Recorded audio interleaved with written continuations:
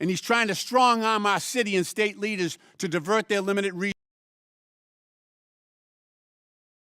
focus on peaceful, law-abiding families, just as he has diverted federal resources away from combating drug trafficking, violent crime, and terrorism to fuel his lawless mass deportation campaign. Trump isn't trying to protect us. He's trying to divide us. It's us and them. He's trying to divide us. And some people are helping him. He's pitting neighbor against neighbor. But it's not immigrant kids who are about to kick millions of Americans off their health care. It's not them. And he's doing that to pay for a tax break for billionaires. And it's not immigrants who are using the military to silence Americans exercising their right to speak truth to power. These are not the strong and measured actions of the leader of a free country. They are the ruthless maneuvers of an aspiring autocrat hell-bent on consolidating power by any means necessary. This is disgraceful. It should not happen in this country. This is wrong. Deploying the military against a civilian population is wrong. And if we don't step up, this will continue. If we don't step up and declare what is right under our Constitution, then other cities, other citizens will meet this same fate. I'm proud of my Democratic colleagues who are willing to stand up to this thuggery. Trump is a wannabe gangster, and he's showing the world what he's about. And I'm proud. You know, my dad served in Second World War. He fought the Nazis in Northern Africa. He fought the Nazis on the Italian peninsula. And I think he's looking down right now and he's happy that I'm fighting today's Nazis. He's proud of that. We all should be. Mr. Chairman, I yield back. Without objection, Representatives Stauber, Finstead, Fishback, Emmer, Morrison, and Craig of Minnesota, Representatives Miller, LaHood, Davis, and Ramirez of Illinois, Representatives Stefanik, Tenney, Lawler, Goldman, Ocasio-Cortez, Gillen of New York, and Moskowitz of Florida are waived onto the committee for the purpose of questioning the witnesses at today's hearing. Without objection, so ordered. Our witnesses today include the governors of 3 states. We want to welcome you all here. First, we have Tim Walz, governor of the state of Minnesota. He was sworn into office on January 7th, 2019. His second term began on January 2nd, 2023. Governor, welcome back to the House of Representatives. Next, we have J.B. Pritzker, governor of the state of Illinois. He was sworn into office on January 14th, 2019. His second term began on January 9th, 2023. I'm going to yield briefly to my colleague Raj Krishnamurthy for further introduction.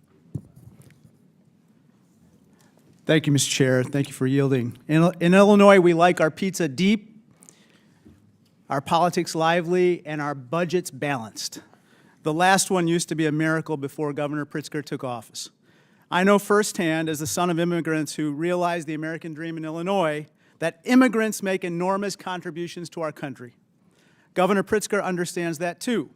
His great-grandfather fled pogroms in Ukraine in 1881 and settled in Chicago to build a better life.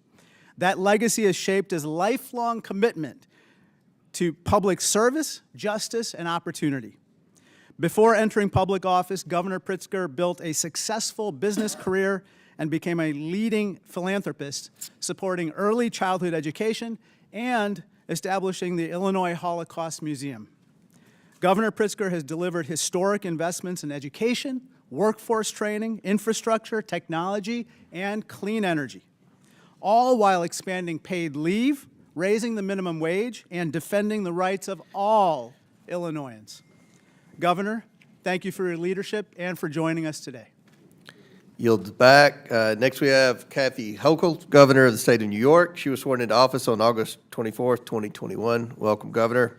And finally, we have Skylar Perryman. She is the president and CEO of the Democracy Forward Foundation. Thank you all for joining us. Look forward to your discussion this afternoon. Pursuant to Committee Rule 9G, the witnesses will please raise their right hand. Please stand and raise your right hand. Do you all solemnly swear to tell the truth, the whole truth, and nothing but the truth, so help you God? Please let the record show that the witnesses answered in the affirmative. Thank you all, and you may take a seat. We appreciate you being here today and look forward to your testimony. Let me remind the witnesses that we have read your written statement and they will appear in full in the hearing record. Please limit your oral statement to 5 minutes. As a reminder, please press the button on the microphone in front of you so that it's on and the members can hear you. When you begin to speak, the light in front of you will turn green. After 4 minutes, the light will turn yellow. When the red light comes on, your 5 minutes have expired, and we would ask that you please wrap up. I now recognize Governor Walz for his opening statement. Thank you, Mr. Chairman, Ranking Member Lynch, and members of the committee. I'm proud to be here today as the governor of the great state of Minnesota. Wherever you go in this country, people tend to want the same basic things: safe neighborhoods, affordable household goods, meaningful work, good schools. That's what my administration has worked to ensure for our people, and that's what we've delivered. Under our leadership, Minnesota has been ranked the 4th best state to live in, the 2nd best state to raise a family in, and the 3rd best state for jobs. And when it comes to serious crime, Minnesota has hit its lowest level in over 3 decades, and we consistently have lower violent crime rates than the U.S. average. Now, we have a broken immigration system in this country. I think everyone in this room agrees with that. But nothing Minnesota has done to serve its own people stands in the way of the federal government managing border security and policies. While you've convened this hearing to explore the issue of so-called sanctuary states, Minnesota is not even a sanctuary state. Minnesota legislature has passed no such bill making Minnesota a sanctuary state, and I have signed no such law. Minnesota cooperates with federal authorities in a number of ways. When there's a convicted felon in our prisons, we ask about their immigration status and share that information with the Department of Homeland Security. We also cooperate with Homeland Security requests when there's a judicial warrant and when due process has been afforded by our Constitution has been served. But enforcing immigration law is not the role of local and state governments. The fact is, Congress has given federal agencies the authority to enforce immigration laws across this country. That includes Minnesota, and I support them doing so. It's the federal government's job to secure the border. That's why when I was in Congress, I visited the southern border and voted for bills that would have increased funding for Border Patrol, made it easier to hire qualified agents, and deployed advanced technologies to the border. Most importantly, I recognize that securing our border does not mean we sacrifice our constitutional values. Unfortunately, the cruel and misguided policies of this current administration fail to live up to those values. Minnesotans are angry with what they've seen happen to their neighbors. They're angry that the federal government has been snatching people up, putting them in prison, and deporting them without a shred of due process. There's been no notice, no meaningful opportunity to object, and according to the president, no way to get out of these overseas prisons once you end up there. And let's be clear, many of these are law-abiding Americans, people who have been granted asylum or promised protected status. In many cases, it seems these people were reported not based on a criminal behavior, but how they looked or what they've said and being in the wrong place at the wrong time. Even U.S. citizens, like a 4-year-old boy with cancer, sent to Mexico, away from his father, away from the medical needs, to a country he was not born in or had never been to. Americans deserve a sensible, humane, and effective immigration policy that reduces illegal immigration while protecting fundamental rights. Meanwhile, the administration continues to make life worse for hardworking Americans in a lot of other ways, trying to slash Medicaid, Social Security, Medicare, making basic household goods more expensive, and telling people they just need to do more with less. The American people deserve better. You all have the power to legislate, to investigate this administration's abuse and overreach, and protect the American people. And I have to say I'm disappointed. At a crucial inflection point in our nation's history, Congress is choosing to spend its time trying to cast blames on states like Minnesota that have no hand in creating this crisis. While we may disagree on the best way to maintain border security and public safety, I know we should all be able to agree on a few principles: that everyone in America deserves due process, and that we live in a free country where people should not be locked up for exercising their basic constitutional rights. I hope you'll join me in enforcing accountability to those fundamental ideas, and I look forward to your questions. I yield back, Mr. Chairman. I now recognize Governor Pritzker for his opening statement. Mr. Chairman, Ranking Member, members of the committee, good morning, and thank you for inviting me.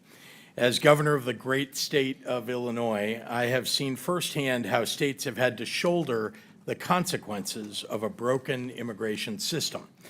I'm proud of how we have responded by promoting public safety, treating people with dignity, supporting our economy, and respecting the rule of law. Safe and compassionate immigration policies, I believe, are vital. In fact, my own family owes everything to this country accepting a young refugee named Nicholas Pritzker to its shores over a century ago. My great-grandfather fled the massacre of Jews in Ukraine and arrived in the United States when he was just 10, without a penny to his name. A social service agency provided him a place to live, a public school taught him English, a public university allowed him to pursue a higher education. My father and grandfather both were naval officers and raised their families with a powerful sense of duty to community and patriotism to our country that still lives deep in my generation. Both were successful entrepreneurs. My family story is not unique. Today, Illinois is home to 1.9 million immigrants. Just like my great-grandfather, they are hardworking, raising families, and paying taxes. Our state and our country have been strengthened by people from across the globe seeking freedom, opportunity, and refuge here. Recently, children, pregnant women, and others fled poverty, violence, and persecution, seeking asylum at our border. Some border state politicians chose to treat them as political pawns, busing them to states like mine and dropping them off in the dead of night in the freezing cold. Illinois chose a different path. Faced with a humanitarian crisis, our state made sure children and families did not go hungry or freeze to death. By doing so, we helped to maintain safety and order in Chicago. As governor, one of my responsibilities is to keep the public safe. That is why I expanded our state police, banned assault weapons and ghost guns to take guns out of the hands of criminals, and invested more than ever before in violence prevention. As a result, violent crime is down in Illinois, and Chicago ended 2024 with its lowest homicide rate in 5 years.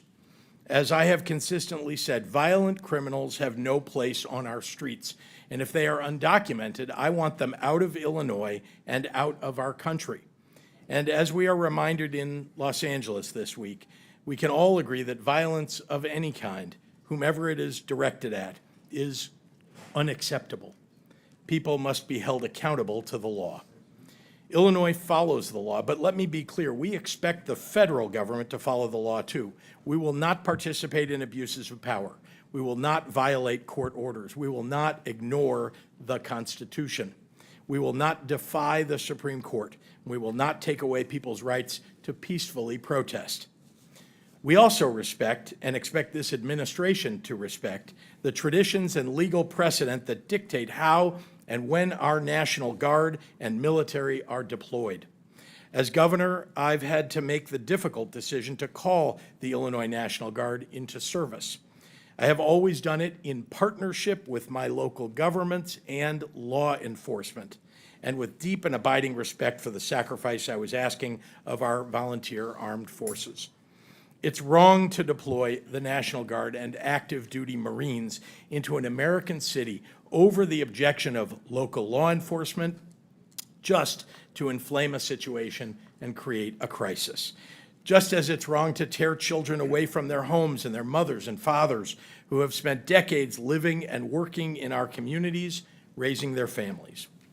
Besides being a father and husband, the greatest honor of my life has been serving as governor. I believe with my whole heart that Illinois is the best place in the country to live, work, and to raise a family. Illinoisans take seriously their responsibility in upholding the most fundamental values of our nation, values like kindness, empathy, hard work, and fair play. Our people embody the most American ideal of all, that where your life began matters far less than the dreams you can realize here for yourself and your family. Thank you very much, Mr. Chairman.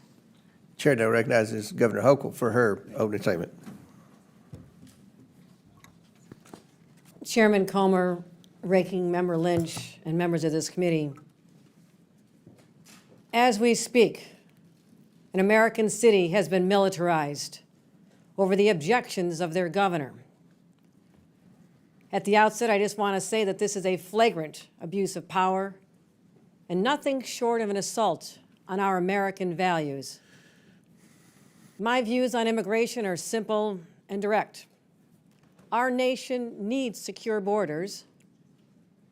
Our nation needs comprehensive immigration reform from this body. And our state laws dictate that we cooperate with ICE in criminal cases. And our values dictate that we treat all law-abiding people with dignity and respect. The America I believe in is a nation of laws and a nation of immigrants. Abandoning either threatens the very foundation on which this great country was built. You know, for 400 years, New York has prospered because of the hard work of these people, these newcomers, people like my grandfather who fled great poverty in Ireland. Grandma and Grandpa had the same American dream that the immigrants today have. I see it in their eyes. They're not here for handouts. They're not here to take advantage of the situation. They're here to work. They want to contribute, earn their place, raise their families. Yet, every day there's another story of children being ripped from the arms of their mothers, wives separated from their husbands, families arrested while attending legal immigration appointments. You know, not long ago in a small town known as Sackett's Harbor in upstate New York, masked and armed ICE agents stormed into a home before dawn. They abducted a mother, her 3 children, including a 3rd grader. They were cast into a living hell in a detention facility in Texas. I immediately contacted Border Czar Tom Homan and demanded their release. In Jefferson County, more than 60% of the residents voted for Donald Trump. And those people protested in the streets. Local Republican lawmakers, business owners, school leaders all spoke out. Finally, after 2 long weeks, the family was finally returned home. In New York, we understand the difference between going after criminals and traumatizing law-abiding families. Now, some of you will use this hearing to stoke fear. I'm here to talk about the facts. New York has managed an unprecedented immigrant influx because of a broken border. Yet at the same time, our state has become stronger and safer. Today, New York has the lowest homicide rate among the nation's top 10 states.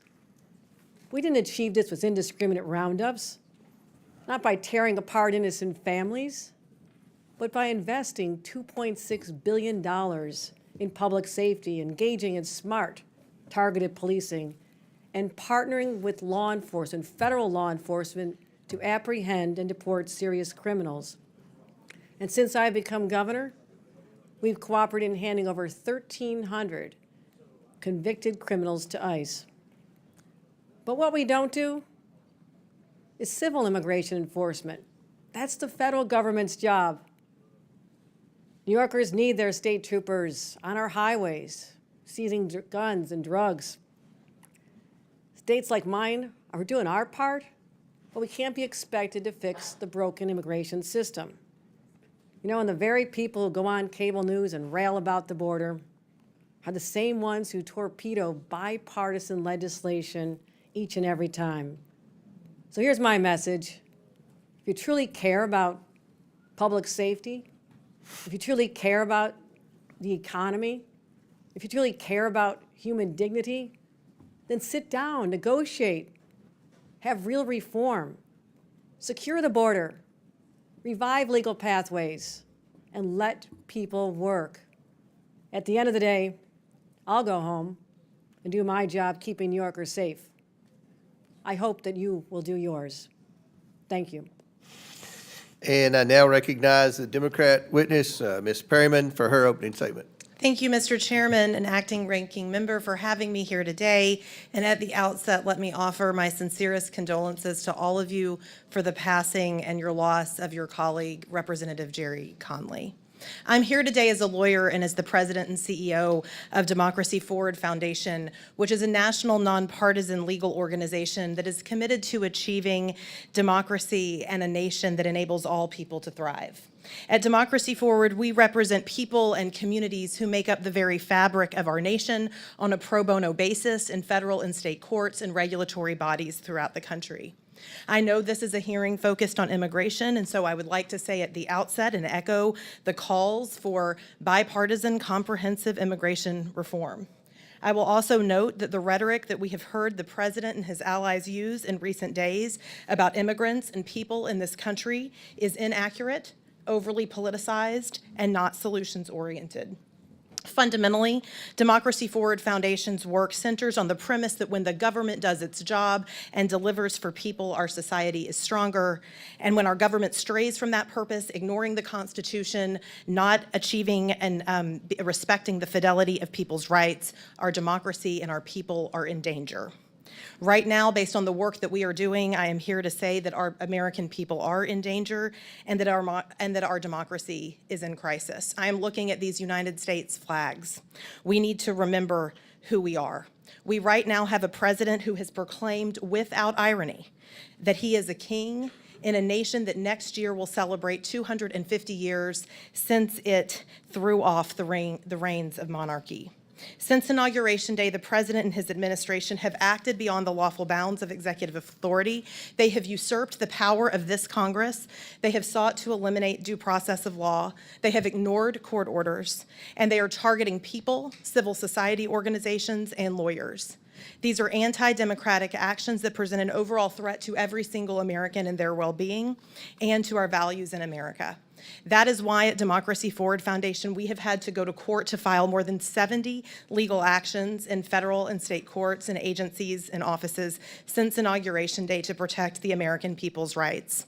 From stopping the president's federal funding freeze, to blocking the decimation of the Department of Education, to having to safeguard due process, to challenging DOJ and Elon Musk's attempts to access personal data on behalf of individual Americans, our team is in court every single day on behalf of people of all identities and ideologies, people in red states and blue states, people in small towns, urban areas, and rural communities.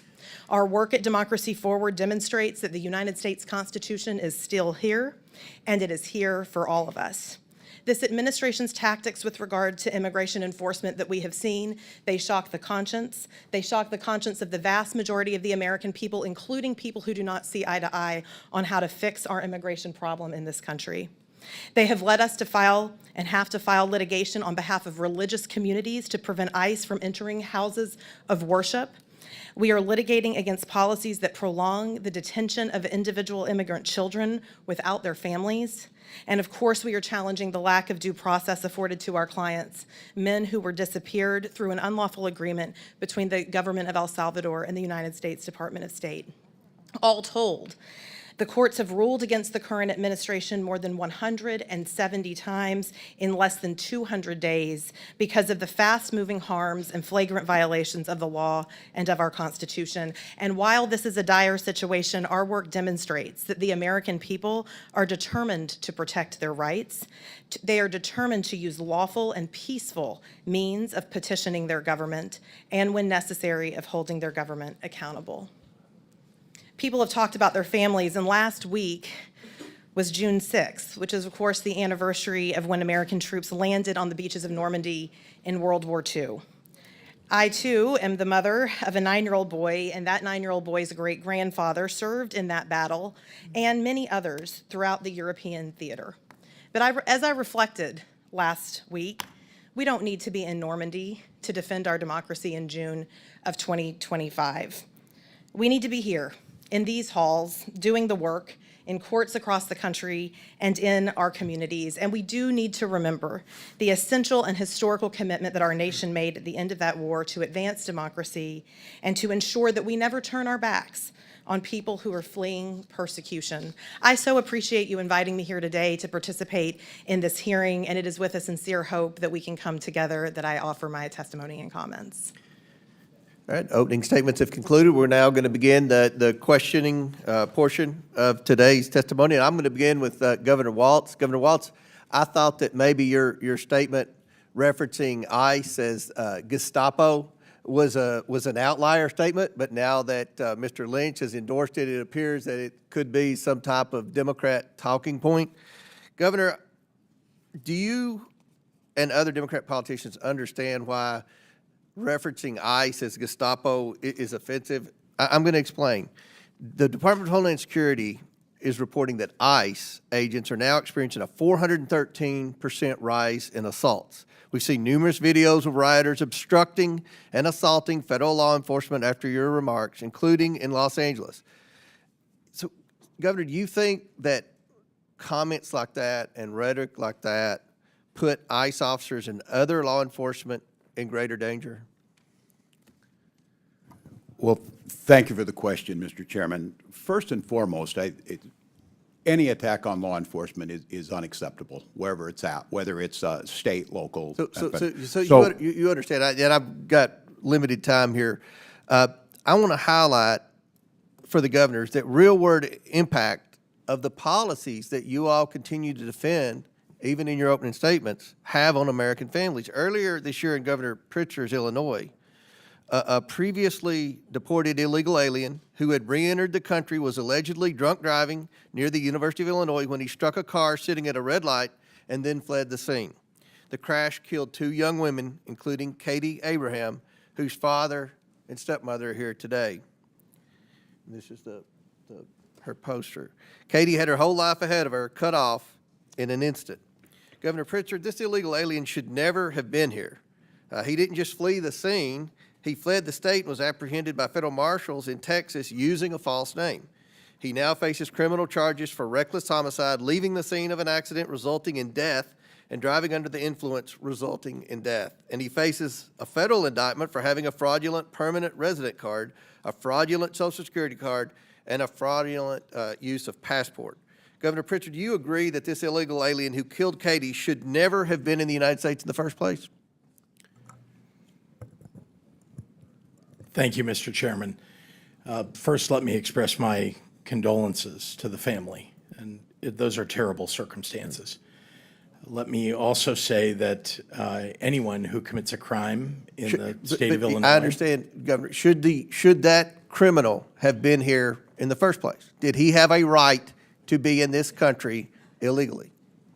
If the person is a criminal of any sort, then they ought to be— So that person had a right to be in the United States? They ought to be given their due process rights, and they ought to be convicted. And the criminal who Yes. entered this country illegally, in your testimony, had a right to be in this country? No, I'm suggesting to you that when and I have responsibility for the state of Illinois, I can tell you that it's the responsibility of the federal government to manage immigration in this country. And if you're suggesting that the federal government didn't do its job, that is up to you. Let me ask you this, Governor. I can tell you that in the do you state of believe Illinois, do you follow believe the that law. President Biden did his job in securing the border? I was critical of things that President Biden did. I think I've been very public about that. I wrote a letter to the president telling him that. Okay, thank you. Now back to Governor Walz. You were obviously selected by Vice President Harris to be your running mate in 2024. I'm curious, did you ever ask Vice President Harris about former President Biden's and then President Biden's cognitive decline? No, not that I can recall, Mr. Chairman. You saw President Biden's disastrous debate performance. I'm just curious, you never did comment to Vice President Harris like, wow, he may not be on the top of his game. Nothing was ever mentioned to Vice President Harris? And the reason I ask, obviously, is because I know you watch CNN, and other networks have interviewed a lot of people, including Jean-Pierre and Buttigieg and others that have suggested that they were shielded from President Biden and weren't allowed to speak to him. And that his mental decline was obvious. You never discussed that with Vice President Harris? No, not that I can recall, Chairman. And I, as governor and then being on the ticket, I was probably more concerned with my own debate performance than President Biden's, so no. Let me ask you this, Governor. Do you believe that the Biden-Harris administration secured the border? You mentioned it's the federal government's role to secure the border to protect Americans from illegals entering the country, I guess. Do you think they did a good job of that? I think the border has been broken for a very long time through many administrations. It's one of the reasons why Vice President Harris was advocating so strongly for the bipartisan bill that... Did she mention her role as the border czar when you all were out campaigning? Or? Not that I can recall, other than that we talked about the need to pass the bipartisan border legislation that would have done many of the things that, as a governor, I know would have made our jobs easier. But President Trump secured the border without any legislation. I mean, that was kind of a myth that was in the media and a Democrat talking point that we needed legislation to secure the border. The border's secure. Everything's fixed? That's step one. Step two is to deport the criminal illegals, and that's where we're facing obstruction in your all state. So I'm sure there are a lot more questions that will pertain to that. My time's expired. I now recognize Ranking Member Lynch for his questions. Thank you, Mr. Chairman. It's worth saying again that Democrats oppose violence and lawlessness in all its forms. I do want to point out that the vast, vast majority of protesters have been peaceful. But the most egregious and sweeping displays of the use of force and lawlessness we see in the United States today, and the gravest threat to the rights and freedoms of those that we hold dear, are the acts of the Trump administration itself. President Trump and his administration have crossed the line over and over again, from January 6th, when this building was attacked at his direction, to invoking the Alien Enemies Act, to dismantling USAID, to ignoring court orders, to the attacks and threats against law firms that were protecting democracy. As in that in the 5 months since Trump took office and put the for sale sign over the White House, he's earned $2.9 billion on his crypto scam. I mean, to call this unprecedented, that word has lost all its meaning. He keeps making history, but the wrong kind. Just the act of sending the National Guard and troops and active duty Marines to L.A. was already an overreach. Supposedly, now we hear reports that those soldiers and Marines were sent to quell protests, but now are detaining civilians and are being trained to perform immigration enforcement functions. Ms. Perryman, what else could go wrong with the National Guard and Marines deployed in L.A.? What are the risks to the Americans who live, work, and exercise their right to freedom and to free speech there? Well, I would just say that what our Constitution recognizes and how good government functions is really based on trust. And when we look at National Guards, it is the governors that often call the National Guards in. And so, of course, the fact that we are seeing a situation where the president has taken this step without cooperating with the governor and with local communities there is deeply concerning. And, of course, we know from history that could lead to escalations and could lead to violence that is really problematic for all of our communities across the country, including in Los Angeles. Thank you. Ms. Perryman, Secretary of Defense Pete Hegseth has talked about the deployment order, and he testified that this order, and I'm quoting him, this order is getting ahead of a problem so that if in other places, if there are other riots in places where law enforcement officers are threatened, we would have the capability to surge the National Guard there if necessary. Ms. Perryman, how does the President's broad order and the presumption before the fact that military force would be deployed, how does that pose a threat to other cities across the country? Well, again, it appears to be an escalation, and the main thing that's really important to so many Americans across the country, as well as local law enforcement in so many areas, that local law enforcement is there to help people be able to peacefully protest. And so there are ways that people in this country can express their views. We don't all agree with each other. And right now you really see the White House, for whatever reason, I think escalating, maybe seeking to create some made-for-TV moments. It's not clear. But I do think that there is a lot at stake here, as you've heard this morning. Thank you. I want to ask each of the governors, this is a general question, how could each of the governors answer briefly how President Trump's policies, his assaults on the rule of law, and his interjection of military force into California, how that would threaten your states, especially where Secretary Hagel has said that he would support that expansion. Mr. Walz, Governor. Well, thank you, Ranking Member Lynch. Well, first of all, it's one of the federalism policy of this, especially when it comes to posse comitatus and the Insurrection Act. Governors are in charge. Our National Guard, as all of you know, serve in either Title 10 or Title 32 status under the role of governor. Right. And on all of these operations, the absolute pinnacle and the most critical piece is the coordination amongst them. And as a governor not being notified as local law enforcement, it creates a chaotic situation that they cannot operate as a joint unit. And governors are always there. We do it for floods, we do it for civil unrest, but doing it without causes immense danger, not citizens to, but to those very law enforcement officers who are then put in that chaotic situation. Thank you. Governor Pritzker? Local law enforcement are the ones who indicate to the governor or to their local officials who talk to the governor about their need for National Guard. And indeed, I've had that situation in the state of Illinois and called out the Guard when I needed to. I'm careful about when I do it, but again, when local law enforcement indicate that they want that backup or they need that support, we do it. Now, I have to say, when the President of the United States is calling out your National Guard over the top of local law enforcement saying that they don't need it, that they have things under control, it tends to have an inflaming effect on what's going on the ground, just when local law enforcement and officials are getting things under control. And I think that's what we saw in Los Angeles. Governor Hochul? Those actions absolutely undermine the sovereignty of individual states.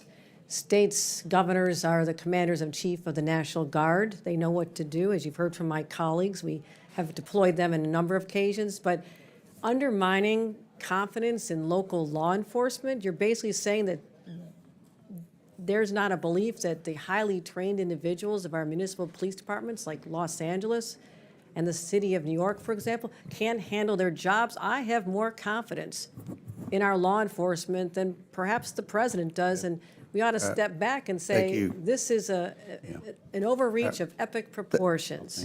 Thank you. Chair recognizes. Thank you for your courtesy on the time. Appreciate that. Thank you. Chair recognizes Ms. Stefanik from New York.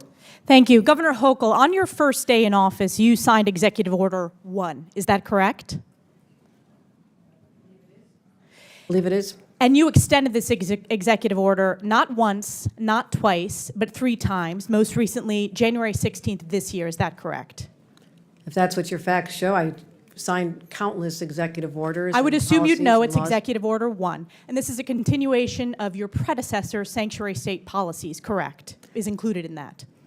I want to be sure we are defining sanctuary state properly. I'll define it for you. It is the policy of the state that state officers or employees shall not disclose information to federal immigration authorities for the purpose of federal civil immigration enforcement. It goes on to say, law enforcement officers may not use resources, equipment, or personnel for the purpose of detecting and apprehending any individual suspected or wanted for violating a civil immigration office. Law enforcement officers have no authority in the state of New York to take any policy action solely because the person is an undocumented alien. That's a quote in your executive orders that you extended. Now, do you know who Sakir Akan is? I want to get back to the first part No, of I'm your asking a question. Do you know who Well, Sakir Akan is?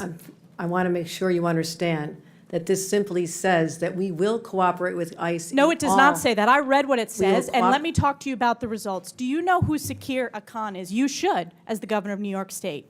Do you know? Refresh my recollection. He was an illegal migrant in New York. And do you know what crime he committed in addition to being here illegally? No, I do not. You do not. This was widely reported. He found a 15-year-old girl, threatened her with a metal pole, told her to get into the back seat of his car. He took her clothes off, and he violently raped her in Albany, New York. Do you know who Sebastian Zapita Khalil is?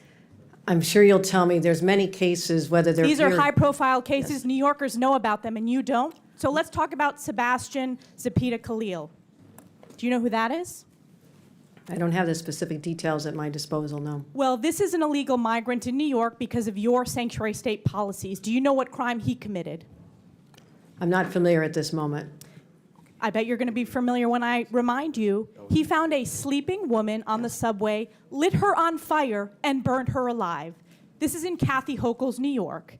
And as I'm sure you are aware, and I'll remind you, that ICE issued an order to detain this violent criminal, but that was rejected by New York officials due to sanctuary state laws. Now, do you know who Raymond Rojas Basilio is? I just want to say this.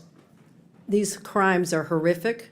Because of condemn your them, because of and I your would sanctuary say state policies. In all of these cases, we would work with ICE to remove You them. did not in this case. They are If they need walking our on the assistance. streets because of your policies and your executive order that you signed 3 times. Now, Raymond Rojas Basilio, do you know who that is? I'm telling you this.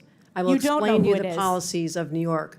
We cooperate with, I know you're just You do trying not. to. You do not. Specifically, Miss- ICE was told not to detain this individual, and he burned a woman alive on the New York subways in Kathy Hochul's New York. So I will keep on going. What about Raymond Rojas Basilio? Do you know who that is? I'm going to tell you our overall policy, which will address all this. I'll tell We you do who not- that is. He is an illegal who molested an 11-year-old in our state because, again, of your sanctuary state policies. This illegal was shielded from federal immigration enforcement and able to commit this heinous crime. And what about Wilson Castillo Diaz? Do you know who that I am is? telling you this. We do cooperate fully with ICE in criminal prosecution. Our sanctuary You're not advocating for regulations these victims. only deal This with is a civil 5-year-old who enforcement. was raped Civil on Long enforcement. Island in Nassau County. You are not advocating on behalf of these victims. You are shielding illegals. Even in your opening statement, That is you not true. prioritize putting illegals first. That is not Rapes true. of young girls, beatings of NYPD cops by illegals who are here under Kathy Hochul's failed policies, burning New Yorkers alive. This is Kathy Hochul's New York. It's one of the many reasons why you're hemorrhaging support from hardworking New York These are families. horrific crimes, and they're They're heartbreaking. horrific crimes that are committed on your watch. You signed this executive order on your first day in office. You signed it again and again this January.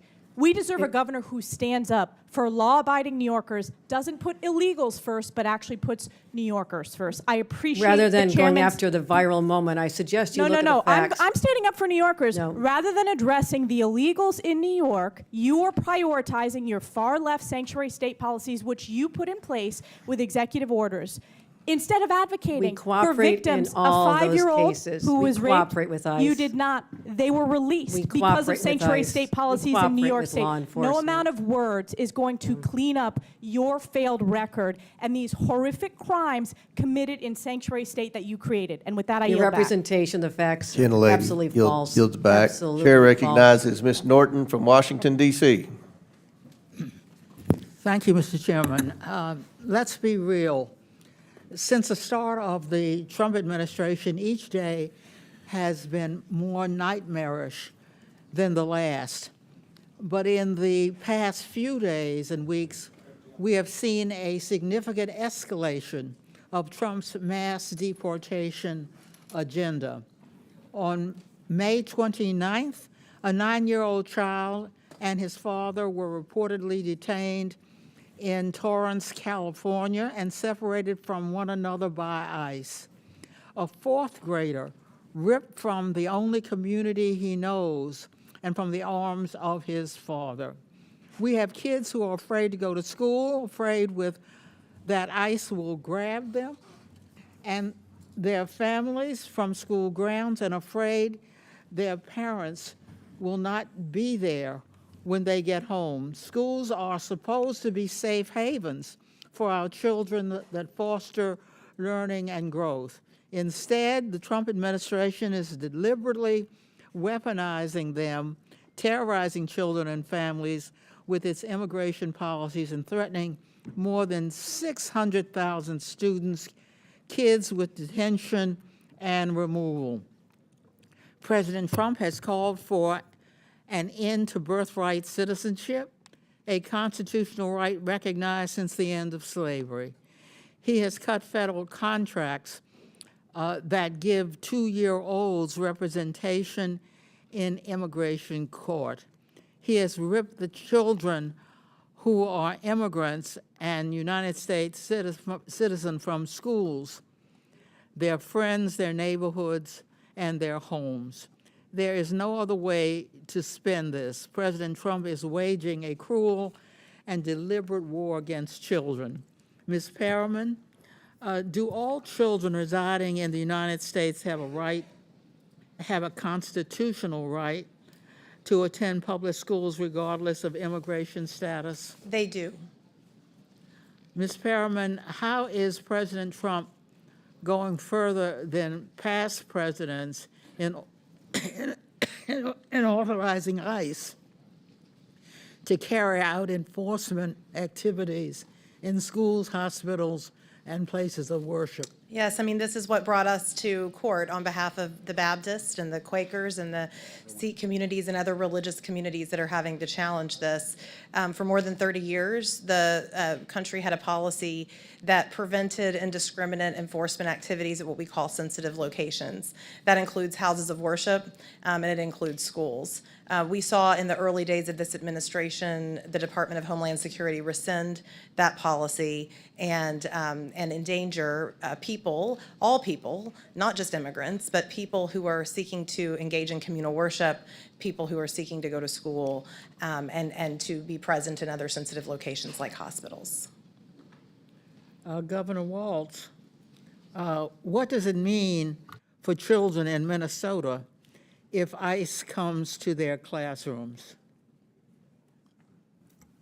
Well, thank you, Congresswoman. Minnesota prioritizes education. We're proud of our education system. We're proud that when students come to school, they get a good meal, they have well-qualified teachers, and it's a place where it's safe. It's a safe place where they can learn. We prioritize it because our economy depends upon it, and it's the right thing to do.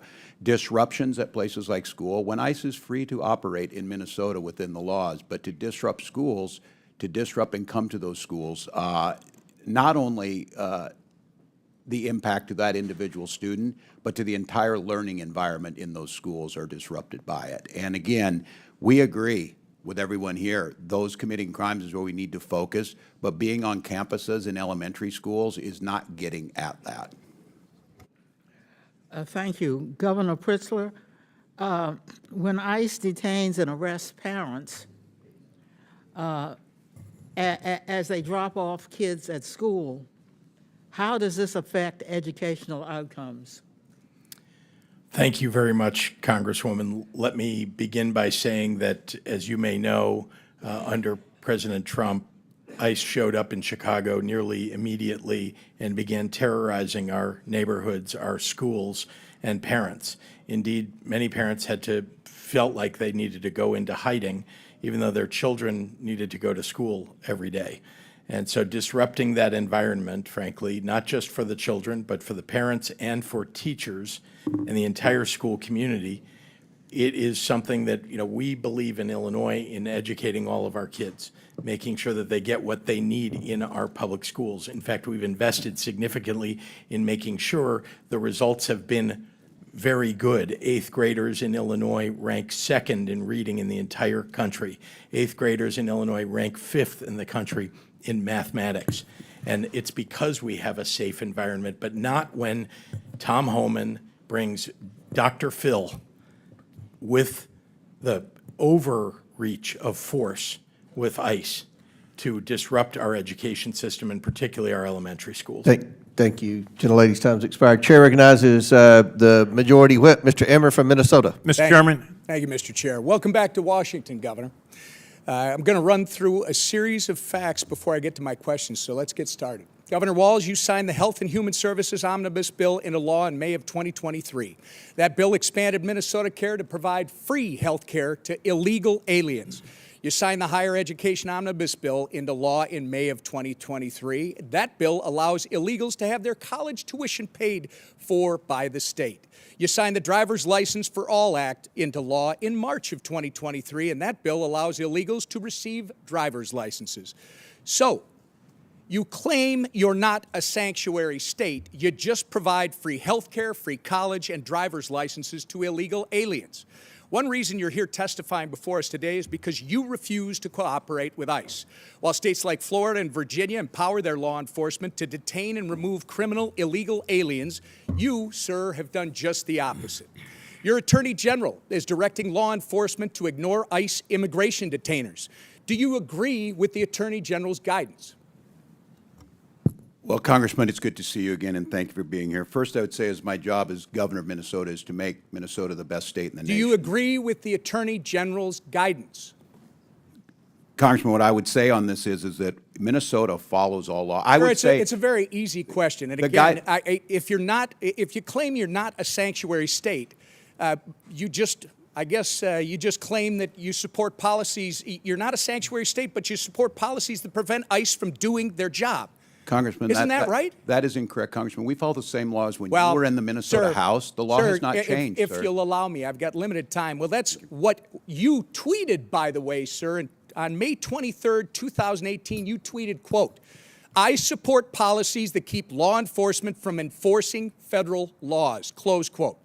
On May 17th, just this spring, at the University of Minnesota Law School's commencement ceremony, you said, quote, "Donald Trump's modern-day Gestapo is scooping folks up off the streets." When you said the words modern-day Gestapo, you were referring to ICE agents. Gestapo, by the way, sir, was the official secret police of Hitler's Nazi Germany. So you're calling ICE agents modern-day Nazis. Given the attacks on ICE agents that took place in Los Angeles over the weekend, don't you regard your dangerous inflammatory rhetoric as a problem?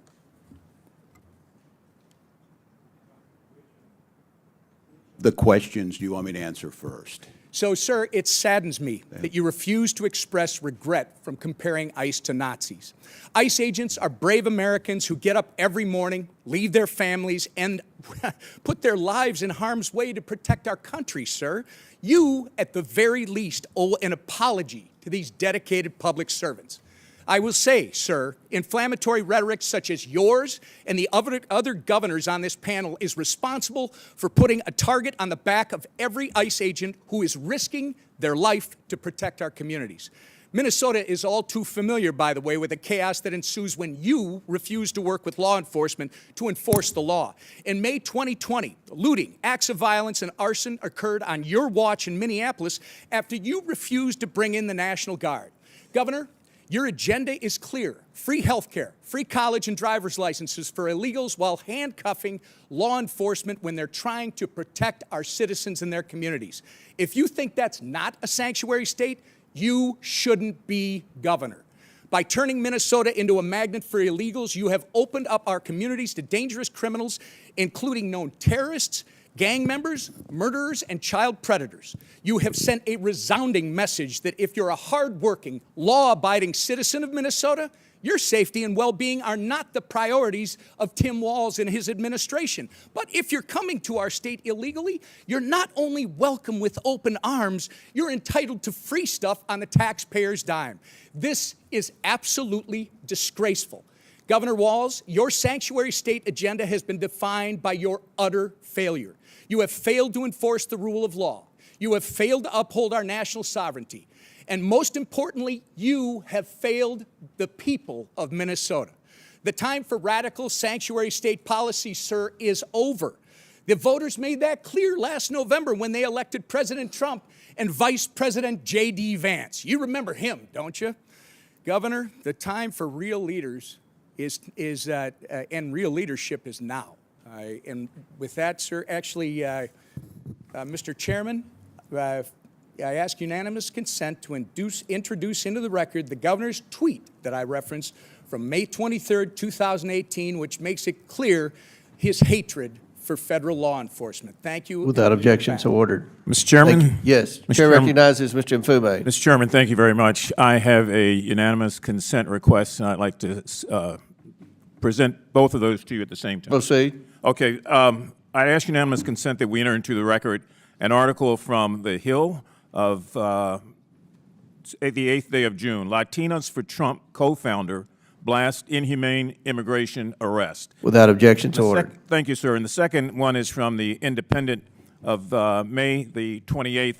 Trump ordered a critically ill 4-year-old Mexican girl to leave the country. Experts say she could die in days. I ask unanimous consent. Without objection, so ordered. Thank you, sir. Chair recognizes Mr. Kristamorte from Illinois. Thank you, Mr. Chair. Governor Pritzker, when it comes to immigration, you've been clear that Illinois follows the law. I'd like to go into this issue just a little further. First, there's been a lot of misinformation about the Illinois Trust Act. As you know, this is the 2017 law signed by then Republican Governor Bruce Rauner, which requires state agencies to cooperate with ICE when it presents a criminal arrest warrant for an individual, correct? Congressman, yes, that's correct. And just to be clear, the Illinois State Police, the Department of Corrections, and other Illinois agencies must cooperate with ICE when they present a criminal arrest warrant, correct? And do every single time. This is Illinois law. Yes, it Donald is. Trump may not like state law, as we're seeing in California, but what Donald Trump likes is irrelevant. The law is the law. The Wall Street Journal reports that ICE's recent raids in California, including at a Home Depot in the LA area, were organized because the administration was falling way short of its cruel goal of deporting thousands of people per day. Politico said this is, quote, the standoff that Trump wanted. There's another reason why Trump has provoked the current situation in California. He doesn't want to talk about what he calls the big, beautiful bill and what I call the large, lousy law. So let's talk about what Trump doesn't want to discuss. What Trump doesn't want to discuss is that his large, lousy law cuts $625 billion in Medicaid, a program that insures millions of Americans. Governor Walz, in a press release on Medicaid cuts, you said, quote, the victims of these cuts will be families, children, veterans, rural Americans, and pregnant moms. That's what you said, right? That's correct, Congressman. And Governor Hochul, in a recent op-ed, you wrote, even if you don't rely on Medicaid, these cuts affect you. Because when millions lose coverage, hospitals and other vital health care institutions lose funding. And that strains the entire system. That's what you wrote, right? That is correct, sir. Governor Pritzker, cuts in the large, lousy law are going to leave upwards of 700,000 Illinoisans without health insurance. Isn't that correct? Yes, people will die. Trump's large, lousy law adds trillions to the national debt as well, which could force $500 billion in automatic cuts to Medicare, in addition to the cuts in Medicaid that we just referred to. And of course, Medicare is a program that every senior relies on. Let me turn to my final topic. Governor Pritzker, President Trump has called Illinois, quote, a poorly run state. But the truth, of course, is the opposite. Governor, Illinois has had 7 consecutive balanced budgets, right? That's correct, Congressman. And our credit rating has been raised 9 times in the last 6 years, correct? After 21 downgrades under Republican and others. And it now stands at an A rating, right? It does. In contrast, under President Trump, every credit agency has downgraded America's credit rating below the top level, the first time in history that's happened. Isn't that right? That's correct. Trump and others claim the federal government props up Illinois. But in reality, we're one of 13 states in the country that actually give more tax revenue to Washington, D.C. than we receive in return. Now, let me turn to some of the reasons why Illinois is a donor state and not a taker state. Illinois has a $1.1 trillion economy. We produce the most soybeans in America, and we're the #2 producer of corn, right? That is correct. We're the #2 manufacturing state in the country. We are. And we're the #2 destination for corporate expansions and relocations, right? And Chicago is #1. Thanks to you, we have the world's first quantum and microelectronics park, correct? That's right. And we're ranked top in the Midwest for workforce development, correct? Yes, we are. And startups. That's right. Illinois is the heart and soul of America, Governor. It's where the cell phone was invented, was home to the first McDonald's, and was the home of amazing leaders, Lincoln, Reagan, Obama, Grant, even Superman, and yes, the Pope. And here's a picture of the Pope wearing a Chicago White Sox cap. The next Pope's going to be a Cubs fan. There you go. Illinois has terrific jobs, people, and pizza. Some may even say that God is on our side, Governor. I'm proud to be from Peoria. I'll always stand up for Illinois, loud and proud. I yield back. Chair now recognizes Mr. Jordan from Ohio. Thank you, Mr. Chairman. Governor Hochul, third paragraph, second sentence in your written testimony, you said New York State cooperates with U.S. Immigration Customs Enforcement in criminal cases. Governor, who's Jesus Romero Hernandez? Thank you. I want to reaffirm that we do cooperate in cases where That wasn't the question. I just read your statement. I can read your statement. Who is Jesus Romero Hernandez? I don't have the details on every I'll single tell ya. person in a state of 20 million people. I understand, but this guy's a citizen of Mexico, deported 7 times, came to your state, assaulted one of your residents with a machete, choked a police officer, then when he was in custody, assaulted a corrections officer. ICE finds out this guy is in your state's custody, and they send you a detainer. You're familiar with a detainer, right? Yes, I am. Notice of action, immigration detainer to Tompkins County Jail from Syracuse Immigrations and Customs Enforcement. Section 1, they check a couple boxes. The first one they check is a final order of removal against the alien has taken place. That means a court has said this guy needs to go. This machete-wielding, cop-choking, corrections officer assaulting guy needs to go. Then they also check another box and they say biometric confirmation of who this individual is, this alien's identity. So they got the right guy and a court has said he needs to go. Any idea what Tompkins County Jail decided to do with that detainer order? I will tell you this, the state No, of it's New... a specific question. Well, I'm What telling you- did Tompkins County do? the descriptions you have put forth are absolutely chilling and disturbing and course they are. reprehensible to all of us. My job is to Which protect is the why I'm people of asking New the York. question. What And did this- Tompkins County do? What I have responsibility I will for tell you, are since you're not going to state answer, courts, we state cannot police. and will not hold Mr. Hernandez. Yeah. We can't keep the machete guy who had choked a police officer and assaulted a corrections officer. We can't keep him. In fact, we have the back and forth from Tompkins County and ICE on January 28th of this year, 8:56 p.m. Tompkins County tells ICE, we're not going to hold this guy. 7 minutes later, ICE responds back, we will be there to take custody this evening. 24 minutes later, Thompson County reiterates, we're not going to have him. We're not going to turn him over. 10:45. ICE arrives at the jail. 1 hour and 18 minutes later, and guess what? Mr. Hernandez is not there. They couldn't wait 1 hour and 18 minutes for a guy who assaulted one of your residents with a machete, choked a police officer, and then when in custody, assaulted corrections officers. That is sanctuary policy in a nutshell, and that is what your state supports, and so do these other governors. That is what is so wrong, why the American people hate this concept. You're conflating what the state of New York does is I control state police and prisons. We have turned over 1,300 people. So you disagree with it? We turn over 1,300 Did the sheriff make the wrong people. call? Those are local policies that we would not have done in the state of New York. State of New York, that is a So you're local saying the sheriff's decision. wrong?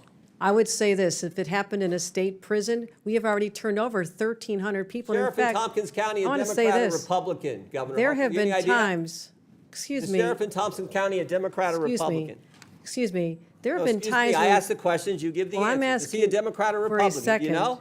I'm asking for this moment to explain that I'm sometimes waiting I'm for asking, ICE is he a to come Democrat pick or up Republican, people. and do you agree I with the believe actions he's a he Democrat. took? Do you agree with the actions he took? How about that question? They are in conflict with what the state of New York would do. Well, maybe they're scared. By the way, he is a Democrat sheriff. Maybe the county guys are a little scared because you said this. I'm quoting from, it looks like the New York Times. We all know you can trust them. This is last month, May 25th. You said, we have some counties that are renegade counties and work with ICE. Maybe they're nervous of being called a renegade county by their governor. So the Democrat sheriff says, we're not going to keep the machete-wielding, cop-choking, corrections officer assaulting guy. We're not going to keep him here for you to get here. We can't even wait an hour and 18 minutes. Oh, you know what else was interesting in this case? You know what else was interesting? There was actually an arrest warrant from United States District Court, Northern District of New York, signed by Judge Wiley Danks, magistrate from Syracuse. There was an arrest warrant, and they still couldn't keep him. The state of New York cooperates. We cooperate in removal of individuals who've served time. We respond to detention. You're confusing, and maybe there's a I'm lesson asking the in question. Okay, so civics will here you that's say on the necessary. record right here, I got 12 seconds. Will you say on the record, was Tompkins County wrong in the actions they took on January 25th 2025, when they wouldn't hold the guy for 1 hour and 18 minutes. Was Those are Tompkins not the County policies wrong? that we would have in the state No, of no, New York. Those but- are not the policies we would have in a. Were they wrong? Should Because they, I've should already they have turned said that guy over to ICE? It's a I've- simple question, Governor. that was a horrible situation. The person should not have been out there.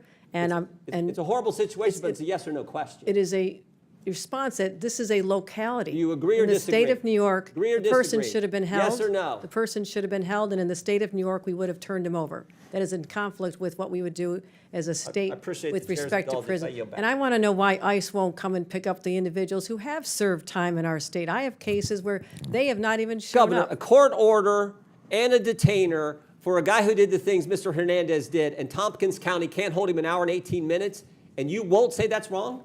I have said we cooperate when there's a criminal case where someone has committed a This is crime. We sanctuary turn them policy. over. This is sanctuary policy in a nutshell. You won't even You're condemn something that anyone mischaracterizing. with common sense knows is ridiculous. You're mischaracterizing the Chair- laws of the Security, state I of had the New York. facts here. Oh, That's all can I right. do one other thing, Mr. Chairman? Now he's been rearrested, and guess what?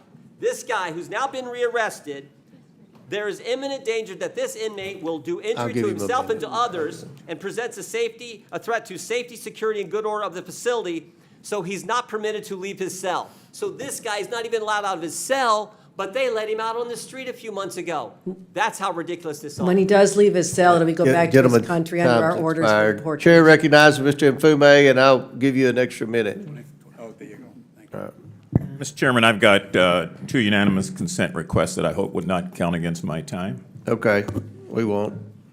Okay. Clock stop. I ask unanimous consent to submit for the record an article from Forbes magazine entitled "Trump Team Focuses Deportations on Immigration Numbers, Not on Criminals," Without objection, so ordered. and an article from the Rolling Stone from the 6th of last month entitled "Trump has now deported multiple U.S. citizen children with cancer." Without objection, so ordered. That's a good diversity of sources, the It is. Rolling Forbes Stone and Rolling Forbes, Stone. yes. I like that. All right, you're, Thank proceed. thank you very much, Mr. Chair. A couple of things on the record and then some observations. I don't know that I necessarily have any questions, but I do have some observations and a statement. I think before we let this get out of control, everybody on this side of the aisle is against violence of all forms. Everybody on this side of the aisle finds that to be unacceptable. We believe that convicted criminals who are incidentally illegally here and have been convicted should have no safe harbor. And we believe that victims of criminals should have our collective prayers and empathy. So this is not about Democrats not having a balance or about Democrats supporting something that is not right. The other thing that I want to say is that I find something eerily chilling about what's going on here. And what's chilling about it is that if I take myself out of 2025 and roll myself back in time, some of the hatred that I see displayed under the guise of good government just scares the hell out of me. We're not that far away from situations that existed where things like this affected other groups. And I'm not talking about anybody that's a convicted illegal criminal. I'm talking about innocent Americans who live in our neighborhoods, who do the work that we won't do, who abide by the laws, who play by the rules, who love their new country and who cherish their faith. Because if we just roll this clock on the wall back 75 years, we'd be looking at a time in Nazi Germany where people ran around with signs like this new ICE sign that says, "Report all foreign invaders to ICE," with Uncle Sam there holding up the sign. This could have been a Gestapo member 75 years ago, "Report all Jews." 100 years before that, it could be a plantation owner that said, "Report all Negroes and all coloreds and all those who are from Africa," because they are disrupting our country. So let's not get it twisted here. We in this country are not pure and pristine. We had runaway slave laws to kick the people who ran away from slavery. We had 50 years of black codes where you got fines and you got rewards and you got all sorts of things if you did or did not do something to report black people. After 150 years of slavery and 100 years of segregation and 100 years of Jim Crow after that, you could be arrested for anything in this country not that long ago. I remembered when the National Guard was deployed in 1968, and I walked out of my house facing fixed bayonets with men in uniform, not knowing what the hell they were there for, but obeying the chief executive officer of this country. And I know what it's like to face a bayonet and to face a National Guardsman. And I've seen the tension that it brought about and how that group of demonstrations across this country continue to go for days and days and days. And so don't give me something about, there's something about these people because they're immigrants. No, there's something about them because they're people, and like all groups, they've got bad people in them. I could have been arrested 75 years ago for walking into a restaurant, for drinking out of a water fountain, for being accused of looking at a white woman like Emmett Till did in 1955, and he was burned and lynched in this country. When future generations peer through the telescope of time, I hope that they look at us and realize that there are some who chose not to shirk their responsibility, not to run away from the reality and to face it head on. You know, not too long ago, I went to visit a proud lady who this year will celebrate her 149th anniversary. And she stands today, even as we sit in this hour. In her left hand is a great torch. And in her right hand, guess what? She clings the Declaration of Independence close to her breast. And on her head is a crown of spikes. And on her feet, broken shackles, symbolizing freedom from tyranny, the tyranny that so many immigrants faced before coming to this country. And as that plane flew over, I could still hear her cry out through silent, concrete lips, saying, "Send me your tired, your poor, your huddled masses who yearn to breathe free.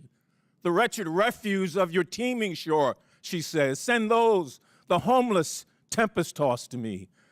For I left my lamp beside the golden door, that all of you and all of you and all of you might follow." And so we came. Some took the circuitous route, some came for a thrill, and some of us came against our will. But we came and became what we are today as a nation. And we must never lose sight of the things that make us great or the things that take away from our greatness. Mr. Chairman, I yield back. Thank you. Chair now recognizes Mr. Gill from Texas.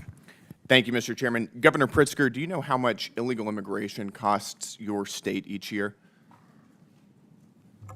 No, sir, I do not. Costs over $780 per family per year. That's a lot of money, isn't it? Yes, it is. And may I ask, what do you mean by the that cost? That is a lot of money for the cost of cost illegal your state. immigration. Let me ask you, do you know who Franklin Jose Pena Ramos is? Are you talking about the federal government's I'm cost to asking the you if you state know of who Illinois as a Franklin result of the Jose failed Pena Ramos is. immigration policy? It's a yes or no question. I'll take that as a no. Do you know who Jose Martinez Rangel is? No, sir, I do not. You don't. You should. Those are two men who came into this country illegally, raped and murdered 12-year-old Jocelyn Nungary in my home state of Texas. Do you think that elected officials should have welcomed them into our communities? Sir, question. Before they committed a crime, I'm not sure what you're asking. Do you think that they should have been welcomed into our communities?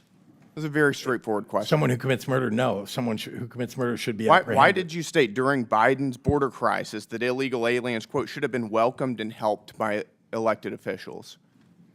When you say illegal I'm aliens, asking these you, are should people these who are people have been given welcomed and asylum. helped into our communities? People who are That's an asylum easy seekers. yes or no question. Well, you're mischaracterizing them. It is your position that they should have been welcomed into our communities. Is that correct? There were That's asylum from seekers your who were own here statement. legally. And There then were they went asylum on and seekers. murdered and raped 12-year-old Jocelyn. Someone who Nungary. commits murder should be held accountable. We do that in the state. And of you think Illinois. they should have been welcomed into our communities before they did? I don't know how you can tell before somebody commits a crime You can that they are secure going the to border commit the and crime. not let illegal aliens come into our communities. Do you support abolishing ICE? Asylum seekers. Do you support abolishing ICE? No, I believe we need an immigration force in the United States. You In don't. fact, You believe a budget is a moral document. Is that correct? I do. You do. You tweeted that. Your administration gave $12,000 to the organized communities against deportations, which just this past month was marching in the streets of Chicago with signs saying abolish ICE. Do you support this? I do not Is this a support reflection of abolishing your an moral immigration values? force. Is this a reflection of your moral values? I do not support abolishing an immigration force. That's good to hear. Mr. Governor, do you think that biological men should be able to use women's restrooms? I'm not sure how this has to do with immigration. It's sir. just a yes or no question. Why are you It's very easy to politicizing answer. this? Do you I think thought that we were men here should be using doing women's fact restrooms? finding. I'm sorry? Do you think men should be allowed in women's restrooms? I'm not sure why this has come to this You issue. It has tweeted nothing that to do as with a immigration. protest against President Trump, everyone should use the other gender's bathroom today. Have you ever used the women's restroom? Not that I can recall ever, sir, no. You wanted everybody else to do it, but you didn't? Sir, I'm not sure why we're on a topic that has I'm nothing to asking do you, with you're today's hearing. advocating for men to use women's restrooms, but you didn't do it? I do not advocate that, no. Well, actually, you did. You said everyone should use the other gender's bathroom today. I can tell you that you are Do you regret politicizing saying this this? in a way that what we ought to be focusing on is Do you the regret failure of the federal encouraging men to government use women's restrooms? and the Congress to deal with immigration reform. Do you regret encouraging men to use women's restrooms? Again, you're taking us on topics that have Did you ever nothing to consider do that with women don't the want you in subject their- that you in their invited us here bathrooms? for? So you're admitting that this is just a political circus. No, Is I'm that what you're doing? asking you This because is you put nothing this to do on with the immigration internet for everybody and to really see. about you grandstanding. I'm asking you, have you ever considered that women don't want you in their bathrooms? That's a private space that they don't want you or any other man in. Congressman, let's talk about You your can't say that failure to normal vote people can for say that Medicaid. they In don't- fact, you want to that take they don't think Medicaid away. men should be in and women's SNAP restrooms. And That's a veteran very services. straightforward question. You apparently want people And you're to encouraging die men to in the use United women's States restrooms because you where there want to could be take healthcare underage away. girls. Do you think that's appropriate? Sir, if we're going to Do you think that's politicize normal? this, let's talk about what you're doing to people in you this think that country that's normal? by virtue of your votes. All right, let's move on. with Let's President ask, Trump. do you support Hamas's agenda? Sir, I do not. They are a terrorist organization. Your administration gave a grant to the Muslim Civic Coalition, which just 2 weeks after October 7th was marching in the streets of Chicago to, quote, stop the U.S.-backed genocide against Gaza. Is that a reflection of your values? I have spent my life fighting anti-Semitism. No, I'm asking, is this a reflection of your values? I'm not sure why you're attacking Because me your about something in an administration organization. gave money to this organization. I'm explaining to you that what we do in the state of Illinois is stand up for what we believe are You didn't our have to rights give and money to freedoms. the Muslim Civic Coalition People to have march the and right to call, express themselves. to That- stop the we don't- U.S.-backed genocide against Gaza. That was your choice. I know that was your Republicans want to administration. take away people's right to free speech. We don't in the state of Illinois, and I They've do got not the believe right to that free is speech. proper. They don't have the right to tax dollars, and you gave them to them. You want to take those rights away from people. I understand. Gentlemen, time's expired. Chair recognizes Ms. Brown from Ohio. Thank you, Mr. Chairman. The Trump administration isn't serious about public safety. It's not serious about solving immigration challenges. It's only serious about blatantly violating constitutional rights, stoking fear, and demonizing immigrants for political gain. That's why Trump is weaponizing ICE to recklessly and lawlessly target immigrant communities. And here's the reality. 2 weeks ago, I met with community leaders from across my district. Multiple Hispanic faith leaders told me the same thing. Their congregants, regardless of immigration status, are afraid. Afraid to speak Spanish in public, afraid to attend community events, afraid to go to church. Because ICE under this administration has shown it will harass, detain, and deport even wrongfully. No due process, no oversight, no transparency. And now we're seeing this fear weaponized at scale. Just this week, the president deployed 4,000 National Guard troops to Los Angeles without the consent or consultation of California's governor. So let's be clear. This isn't about border security. This is not about law and order. What it is really about is a reckless power grab. Militarizing American cities doesn't make anyone safer. It escalates and puts everyone at risk. So, Governor Pritzker, As Commander-in-Chief of your National Guard, how concerned are you about this executive overreach? Thank you very much, Congresswoman, and thank you for the remarks that you just made. Our job as governors is to concern ourselves with the public safety of our states. And indeed, one of the very important things that we do is listen to our local law enforcement and listen to the local officials who ask us for help when they need it. We have probably, in my view, forgive me, governors, we have the best state police in the entire country, and we have terrific 13,000 person National Guard. We go to our state police for support, and then, if necessary, we will ask the National Guard to step in. And again, only when local law enforcement and our local officials ask us for that help. When the President of the United States goes in over the top to grab our National Guard for domestic security, when there is not, as he said in a memo falsely, a rebellion, that is taking away the rights and obligations of a governor.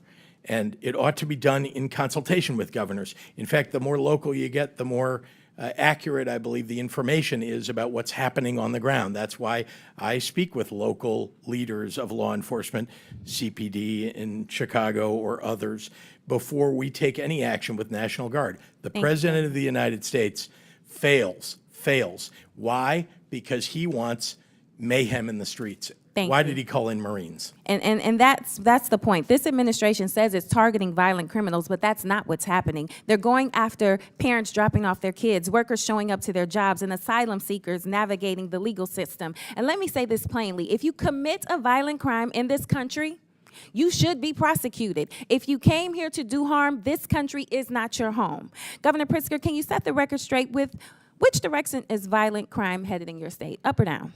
Down significantly. Thank you. And Governor Pritzker, across the country, undocumented immigrants are less likely to commit violent crimes than U.S. citizens. Does that hold true in your state? Immigrants are less likely to commit crimes than people who already live there. Now, that may come as a surprise to some tuning in today, especially those fed a steady diet of fear. A recent poll found that Fox News viewers are twice as likely to believe the false claim that immigrants commit more crime. It's not true. It's not true. It's not true. So let's stop with the scapegoating and start focusing on real solutions. So quick yes or no's, Governor Pritzker. Did Trump's pardon of the January 6 defendants who violently attacked police officers make Illinois safer? It did not. Does blocking common sense gun laws like universal background checks make your state safer? Absolutely not. Did DOGE cuts to community violence prevention funding make your state safer? Much less safe. Would cutting Medicaid to pay for tax breaks for the wealthy make your state safer? No. Cutting SNAP benefits? No. Okay, so this is what we are dealing with this current administration, things that are not making our country any safer and are doing harm to the people who need it the most. And with that, Mr. Chairman. Lady yields back chair, and I recognize Mr. Donalds from Florida. Thank you, Chairman. To piggyback off my colleague, Governor Pritzker, how much does the state of Illinois spend on illegal immigration every year? Again, illegal immigration, that's a federal responsibility. They could tell how much is wasted as a result of their failures. Governor, don't you keep track of how many people are on your Medicaid rolls, how many people who are illegal immigrants in the state of Illinois who are getting actually benefits in your state? Doesn't your government keep track of that? They don't get Medicaid in Illinois or any state as far as I know. Governor Pritzker, you do not keep track of any public service dollars in the state of Illinois that goes to illegal immigrants or goes to people in your state who are not legal residents of the United States and of the state of Illinois. You don't keep track of that. We absolutely keep track of our budget, and we're very closely, and in fact, it's been balanced for 7 years in a row, unlike the Republican before me, yeah. You know, it's interesting. I noticed that in the state of Illinois, you guys don't really keep track of your money, because I asked your mayor in Chicago similar question about a month ago, and he didn't have an answer. It was quite interesting. I think this might be an Illinois problem.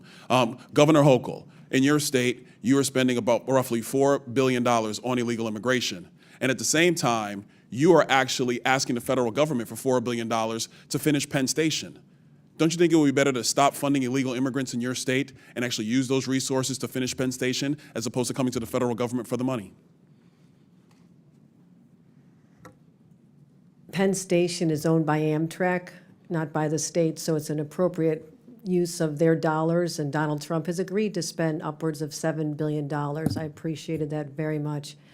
What we spend on immigrants, the immigrants who are here hardworking to live a life and working on our farms and taking care of our parents in nursing homes and taking care of our children, they have been coming here for 400 years. And we don't keep track of individuals based on their status. We make sure that people have services so we don't end up with an unexpected. So essentially what you're telling me is that you keep no track of money that is going to people who are not legal in the United States, resources that are taken away from New Yorkers, resources that are taken away from Illinoisans. You guys do not keep track of any of this. You know what's really challenging is that many people came here with legal status. I mean, temporary protective status, 300,000. Do you all of a sudden they wake up one day and it's do you gone. go along with the strategy from the Biden administration, which massively expanded immigration protocols that overwhelmed your city and overwhelmed your state? Do you agree with that? We call for secure borders. We call for this body to I do never its remember job. you calling for secure borders at Nope, all, Governor Hochul. We certainly have. That We doesn't certainly sound have. like him to my many, memory. Many conversations I had with the White House. And we asked for federal resources. I mean, you're putting a federal problem on our laps. And you know what? It gets old after a while. I wish you would just do your job. If your here party and actually would pass do the job of meaningful securing reform. securing the nation the way President Trump has now had to do twice, we wouldn't be in this predicament. Wouldn't you agree? It's a Do you federal- agree or it's a disagree federal that job. securing the nation's borders is the job of the President of the United States? President Trump has done that job twice now, Well, and previous Democrat presidents have not done that job. Wouldn't you agree with that? this has been a problem that's been in place since I was a young staffer here on Capitol Hill. We worked on immigration, and Ronald Reagan signed amnesty for 3 million people. You know, it's to interesting get you in bring up situations, so- Reagan's amnesty in '86. You know, part of that deal was to actually build border wall and secure it, but the Democrat Party refuses to build border wall. You oppose it every single time. Is that your position? Do you now support border walls, There Governor has Hochul? been many times when bipartisan legislation is presented to this body and people just walk away from it. They refuse to do the hard work of governing like governors like us have to do every single day. When I leave here, I'm going to go home and govern a state. I'm not going to tweet about this experience because I have too much work to do taking care of New Yorkers. And You're keeping really them not doing a safe. good job, Governor Hochul, because a lot of New Yorkers are actually coming into my state, in Florida, many of them. They come all the time because they actually want to come to a state that is well-run, that protects citizens, does not allow illegal aliens to victimize citizens like they are victimized in the state of New York, like they are victimized in the state of Illinois, like they are victimized in the state of Minnesota. They choose states like Florida and Texas to find safer places to live and raise their families. Hold on, Governor Hochul. We've had enough crime time. rates are much Governor lower than Walz, you've been yours, sitting over there much pretty lower. quiet. I got a question for you. I love to talk. Thank you, Congressman. Fair enough. You said earlier that the ICE agents under the orders of President Trump are a modern-day Gestapo. Do you realize how disgusting a phrase that is, considering the history of Nazi Germany? Would you like to recant that statement? What I said, Congressman, and I have a long history of supporting law enforcement, I said President Trump was using them as his modern-day Gestapo, not identifying who you are, coming up in unmarked vans, taking people away and giving... Is it the responsibility of ICE to actually deport illegal aliens in the United States who are here? Isn't that their responsibility? Yes, it is, Congressman, except that the Constitution is not an inconvenience. It's not an either-or. Nobody You said can an do your inconvenience. job and He have a practice responsibility to deport illegal aliens, and the Through due president is process. going through that process right now. We are And not let's be very clear, the previous administration, they abused every process there is under border laws to allow more than 10 million people into the country illegally. And this is a burden on all Americans. And so the president is doing his job. So it is sick to refer to Americans who are ICE agents as Gestapo. Governor, you're wrong. You need to apologize to these agents. They're doing their jobs. They are Americans. They serve this country with honor and decency and respect. Do not diminish their work simply because you tried to make a cheap point that you could tweet. I yield back. Chair now recognizes Ms. Stansberry from New Mexico. Thank you, Mr. Chairman. Well, some interesting theatrics today. Welcome, everyone, to the Oversight reality TV show. I know Mr. Trump loves himself some good TV, and today is not disappointing. And in fact, I want to say welcome to some of the members who've showed up to this committee who I've never seen here before. It's great to have you here in the hearing room with us. Now, before I get started on the topic at hand, I want to take a moment to speak directly to the immigrant community who might be watching and listening today. I want to say to everyone out there who is living in fear, We see you, we love you, we respect you, and we are fighting for you and every community that is being targeted by this administration and this Congress. We also want all of you out there to know that you have rights. You are protected by the law, and you should not have to live in fear and wonder whether or not you're going to be safe if you leave your home or if your family is going to come home at night. We see you. We are fighting for you. You have rights. Now, let's turn to the situation in California, which, of course, much of this hearing has focused on. As someone from a Marine veteran family, let me be clear. Marines are combat troops. They are highly trained, highly disciplined, lethal fighting force combat troops, and they should never be deployed against the American people who are exercising their constitutional rights. This is a gross and disgusting abuse of power. A disgusting abuse of power by fake tough guys who think that they can intimidate our communities while taking away their rights. And this is from the same man who dodged the draft and called our military service members suckers and losers. That's your commander-in-chief. And here, these folks here and the president want to say they're for our military and our veterans while they're illegally deploying service members, violating state sovereignty, gutting the VA, firing generals and lifelong service members. And you all want to sit in here and play like you're with the military and the American people while Donald Trump is planning to spend $45 million of your hard-earned taxpayer dollars on a fake military parade this Saturday that they can't even fill, that they put a super PAC ad on Craigslist to recruit citizens of the city of Washington, D.C. to go stand in the parade route. Congratulations, it's made for TV. But this is serious because this is an abuse of power. So I want to read a list of grievances: obstructing the administration of justice, refusing to assent to the laws for the public good, sending swarms of officers to harass our people, keeping standing armies without consent of our legislatures, transporting Americans overseas to be tried for pretend offenses. Mr. Chairman, I wonder, do you know where these offenses come from? No? Aw, that's too bad. Because it's actually the Declaration of Independence. That's right. It's the Declaration of Independence. And my colleagues across the aisle might want to bone up on that in the U.S. Constitution before they go attacking our communities, especially as we head into the 4th of July holiday and celebrate our independence from an abusive and mad king. Because here in America, there are no kings, and we reject people who believe they are. And no one is above the law, and we will hold them accountable. But I think it's very clear today, and I think it's been borne out by every witness that we have here, that what Donald Trump is doing is not only an abuse of power, an abuse of the military, an abuse of our citizens, but also, y'all should know this, while you're sitting here creating this made-for-TV moment, that 2/3 of Americans, according to the polling yesterday, are opposed to what Donald Trump is doing with both immigration and the deployment of the military in our communities. It's wrong, it's immoral, it's illegal, and it's a violation of our rights. And with that, I yield back. Chair recognizes Mr. Langworthy from New York. Thank you very much, Mr. Chairman. Governor Hochul, yes or no, do you think someone who's committed murder or rape in this country, in that they're here illegally, should have tools at their disposal to avoid deportation?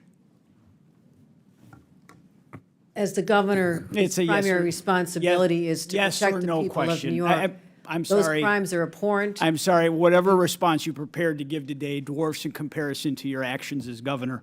I would like to remind you of someone named Gianfranco Torres Navarro, an illegal alien and suspected leader of a violent Peruvian gang. He was tied to 23 murders in Peru and came to this country illegally across the southern border. He had his victims' faces tattooed on his body, and he was hiding in plain sight in Endicott, New York, for an extended period of time where ICE could not locate him. And why did it take so long to find him? Because policies like your green light law, which blocks ICE and U.S. Border Patrol from accessing critical DMV databases. In fact, it threatens the badges and threatens to charge with felonies any officer that shares that DMV data with federal agents. These agents rely on data to be able to know who they're pulling over on the side of the road. They're taking their lives into their hands every time they're trying to, keep our streets safe. The really sick irony here is that your government in New York, my home state, freely shares that same DMV data with the government of Canada at our bridges in you and my hometown. But it doesn't share that data with your American federal government. Why, Governor? You're misstating the green light law because I'm we not. are able to cooperate with federal authorities when there's a Why do crime you shield the involved. database, Governor? Anything they want from us related to investigating a crime This is is data available that's to needed them. in real time to enforce the laws on the streets. They can't subpoena these records from your government. And I've had these conversations with my county sheriffs all across the state of New York, state police. They want to work with the federal officials. They want to clean up these messes. But they can't because they are being threatened by you and our Attorney General that they'll take away their badge and end their careers. Been countless instances where we've cooperated with federal law enforcement. It happens on a daily basis. And so your characterization is just incorrect of how we provide information to people who ask for You it. share the database in its entirety with Canada, but you don't share it with the federal government. It's beyond belief. I mean, this is denial and excuses, Governor. You know damn well that the New York State Sheriff's Association, the State Association of Chiefs of Police have both condemned the green light law. Sheriffs from Erie County, Niagara County, Monroe, Albany, Broome, Dutchess, and Oneida counties, multiple parties represented here, not just Republicans, have warned that your law ties their hands. It puts officers' lives in danger, and it shields criminals from accountability. When you refuse to work with law enforcement, when you refuse to hand over data that can protect communities and save lives, you are actively aiding the illegal alien criminals who have crossed our borders and committed violent crimes. And the consequences are not hypothetical. Your bail reform law is the reason that Laken Riley is dead. He should have been in jail in New York, and he wasn't. He went to Georgia. He fled our state because he should have been in prison. These are tragic and real circumstances. In Buffalo, a Venezuelan illegal immigrant hacked his wife to death with an axe. In Syracuse, an Ecuadorian national strangled a young woman on her birthday and dumped her body in a park. In Irondequoit, in Monroe County, a Dominican national slaughtered an entire family, including 2 toddlers, and he set their house on fire. Governor Hochul, you took an oath to serve the citizens of the state of New York, and you've allowed violent criminals who came here illegally to hide in plain sight and to avoid federal officials because of your support for the green light law. I mean, this is an abomination. This is not keeping New Yorkers safe. We turn over the information you're referring to all the time. You're misstating the laws and its purpose. We cooperate all the time. As much as I want to believe you, Governor, I believe the cops more. Well, I believe the cops that I know and I trust in our same hometown that are out there in the streets every single day. Your laws put lives in danger. Your laws have led to people being murdered. my job is to protect the people of New York, and I fight hard every single day. I have doing done a more very lousy to job of reduce it, the Governor. crimes. Murder rates are down to historic lows, and we're working hard to make sure one crime is one too many. I take this very seriously, but we do cooperate when anytime they need help with law enforcement, and you're just That is refusing just to not accept what the law enforcement You're officials just not tell me, accepting Governor. the facts. I can't help that. I trust the professionals. You and I aren't police officers. I trust the people out in the field that wear a badge, that are honorable, decent, hardworking people. And that's why they should And be you have a record of disrespect to law enforcement, just like you disrespected every corrections officer in the state of New York. You have a lot of gall to come here and criticize the president for using the National Guard to actually bring law and order to the streets of our country. When you sent those same National Guard officers to become corrections officers after you destroyed the lives of so many of the hardworking corrections officers of the state when you broke their union. You're absolutely right. There is a distinction. I have the authority over the National Guard in the state of New York. The president is usurping the sovereignty of another state, of the 50 states, when he imposes the National Guard against the will of the governor. Just a difference of understanding of basic civics. Thank you, Mr. Chairman. I yield back. Mr. Chairman, I have a unanimous consent request. I'm sorry? I have a unanimous consent request. Proceed. First, I'd like to seek unanimous consent to enter into the record this article. Counties that provided sanctuary to undocumented immigrants saw falling crime rates, steady fines. Without objection, so ordered. Second, data shows sanctuary policies make communities safer, healthier, and more prosperous. Without objection, so ordered. And third, Trump team focuses deportation on immigration numbers, not criminals. Without objection, so ordered. Chair now recognizes Mr. Garcia from California. Thank you, Mr. Chairman. I want to thank our governors for being here as well. Thank you all for your service to your states and to our country. I want to just be clear, Donald Trump clearly and House Republicans are really not serious about helping our states and our cities. Before I came to Congress, I was a mayor and I worked closely with our police department, incredible men and women that worked really hard to promote policies that actually make the public safer. Now, during that time, our city actually reported some of the lowest murder rates in history. And I've been in close touch with our current police department, our local sheriff, and local law enforcement. And I want to be clear. Donald Trump is intentionally provoking chaos, hate, and division. Now, Trump is trying to intimidate. He's using our military to create fear, and there's no legal justification for his actions. I strongly believe he's trying to keep American citizens from peacefully making their voices heard. We just had a demonstration in my hometown of Long Beach, California. Over 500 people showed up. There was no vandalism, there were no arrests, and it was peaceful, and I want to thank them. Trump is trying to make it very clear that this is about intimidation. I believe he's fueling violence on our streets because he thinks it's politically helpful to him. And I actually want to remind our committee that when Donald Trump was president in 2020, that's actually when we saw surges in violent crime across the country.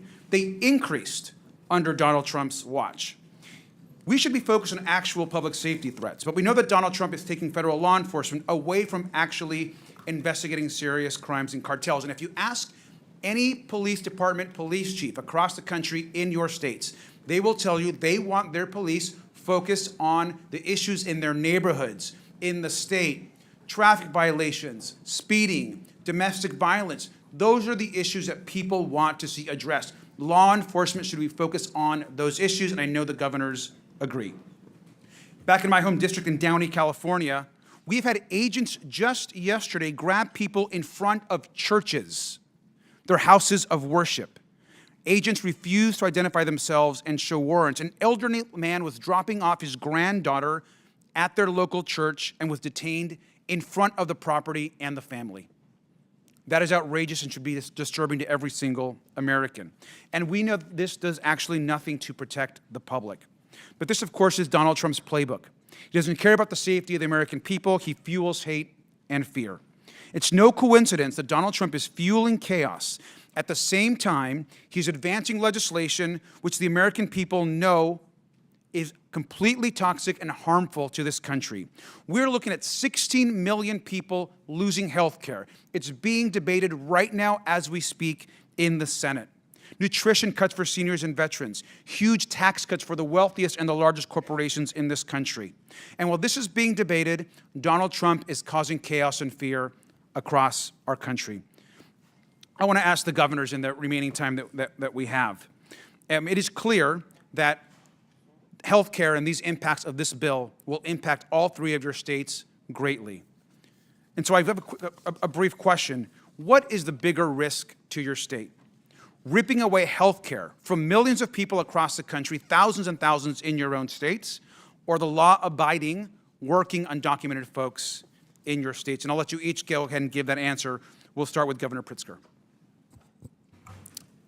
Thank you very much, Congressman Garcia. There are 770,000 people who stand to lose their health care in the state of Illinois, perhaps even more, depending on how this bill turns out. And I can tell you that there are people who are dependent upon Medicaid and Medicare to survive.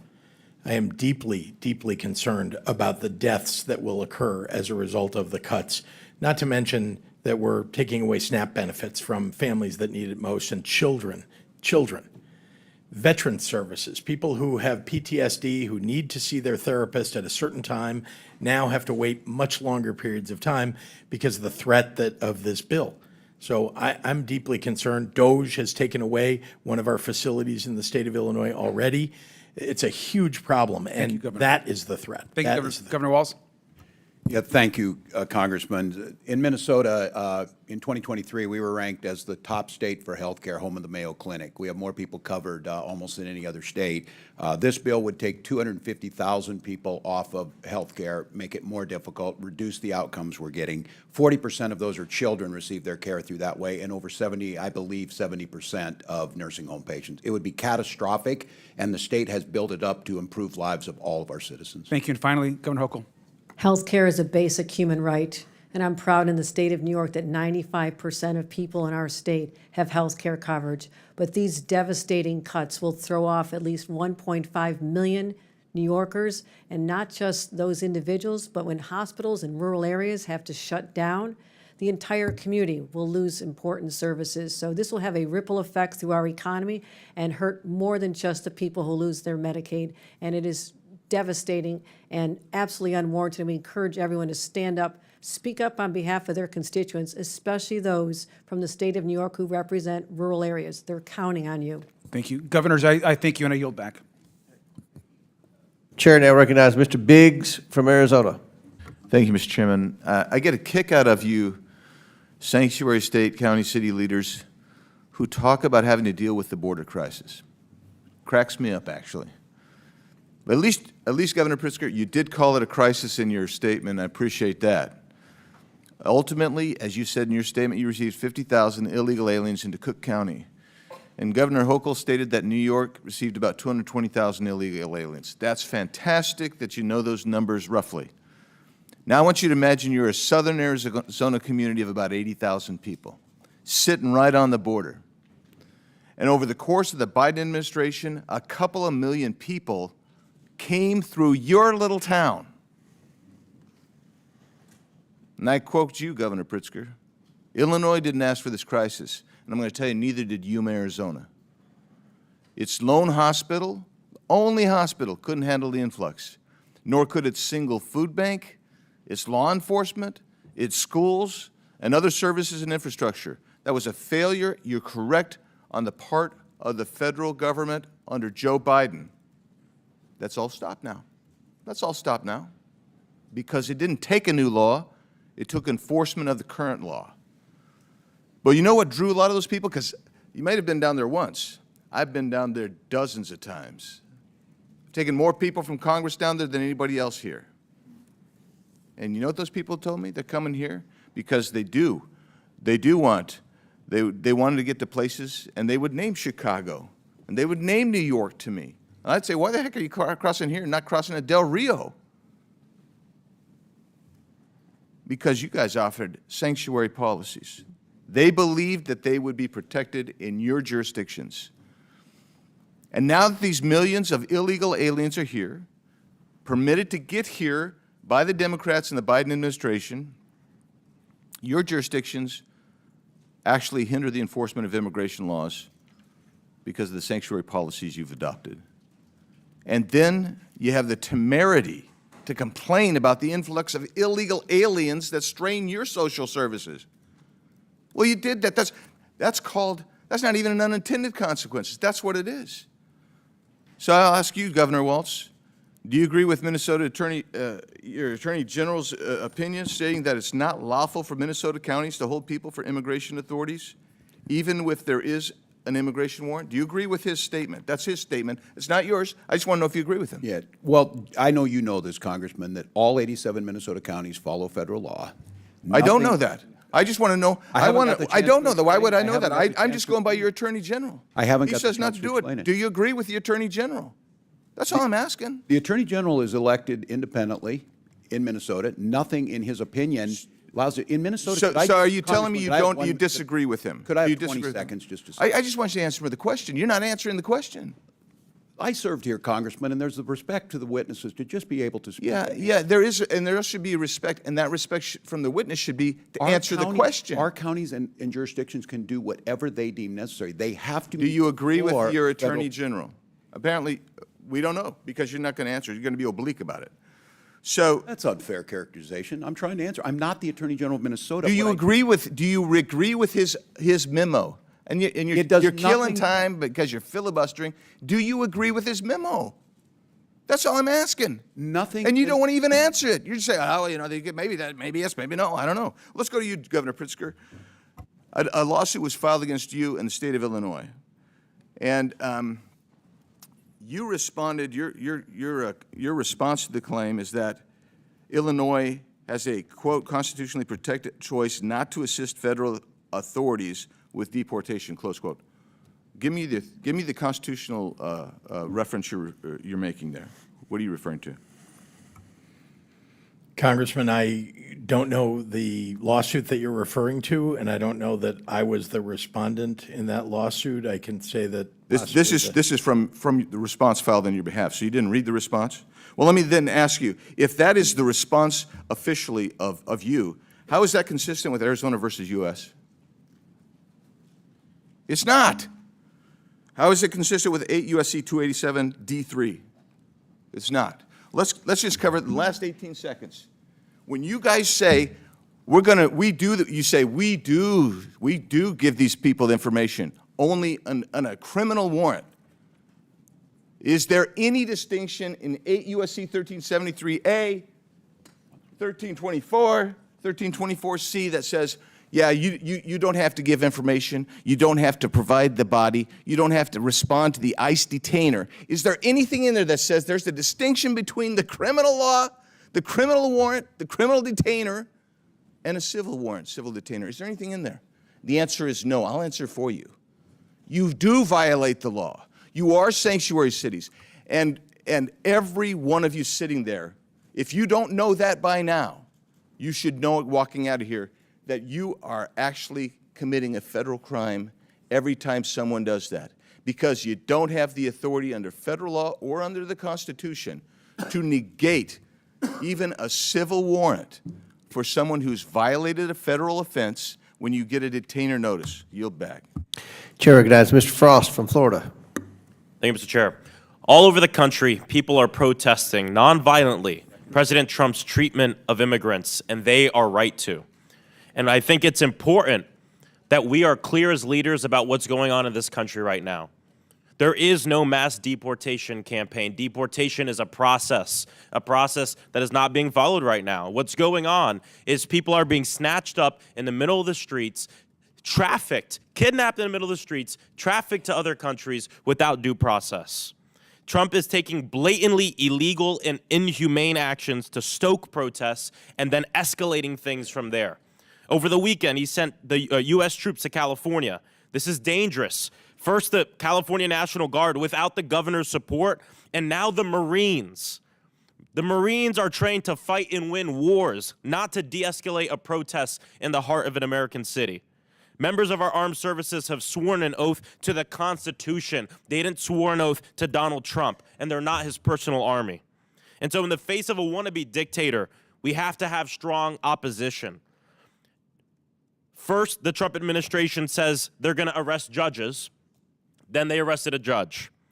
Then they talk about arresting elected officials. Then a mayor gets arrested.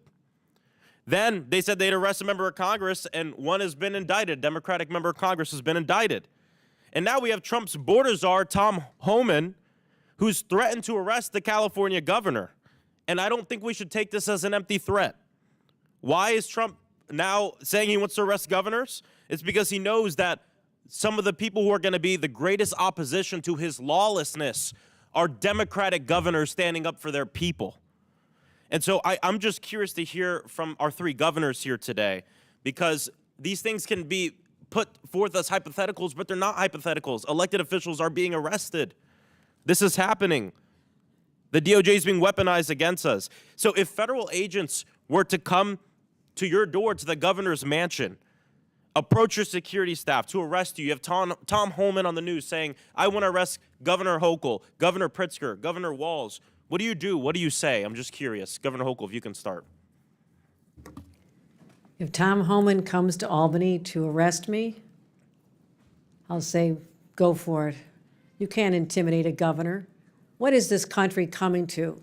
When people can threaten us on social media and on cable news and try to stop us from doing our jobs, we're here on the front lines every day, fighting to defend our rights, our values, and the public safety of our residents. And so anything threatening our responsibility is an assault on our democracy, nothing short of that. Thank you, Congressman. Let me begin by saying I have the highest duty to protect the people of my state. And indeed, if Tom Holman were to come to try to arrest us, I can say, first of all, that he can try. I can also tell you that I will stand in the way of Tom Holman going after people who don't deserve to be frightened in their communities, who don't deserve to be threatened, terrorized.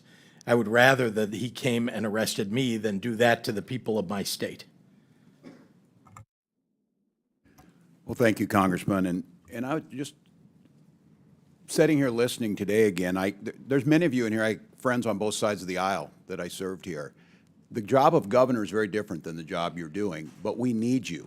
We need to work together. No one here wants to hear these horrific stories, but we have a job to do on limited resources.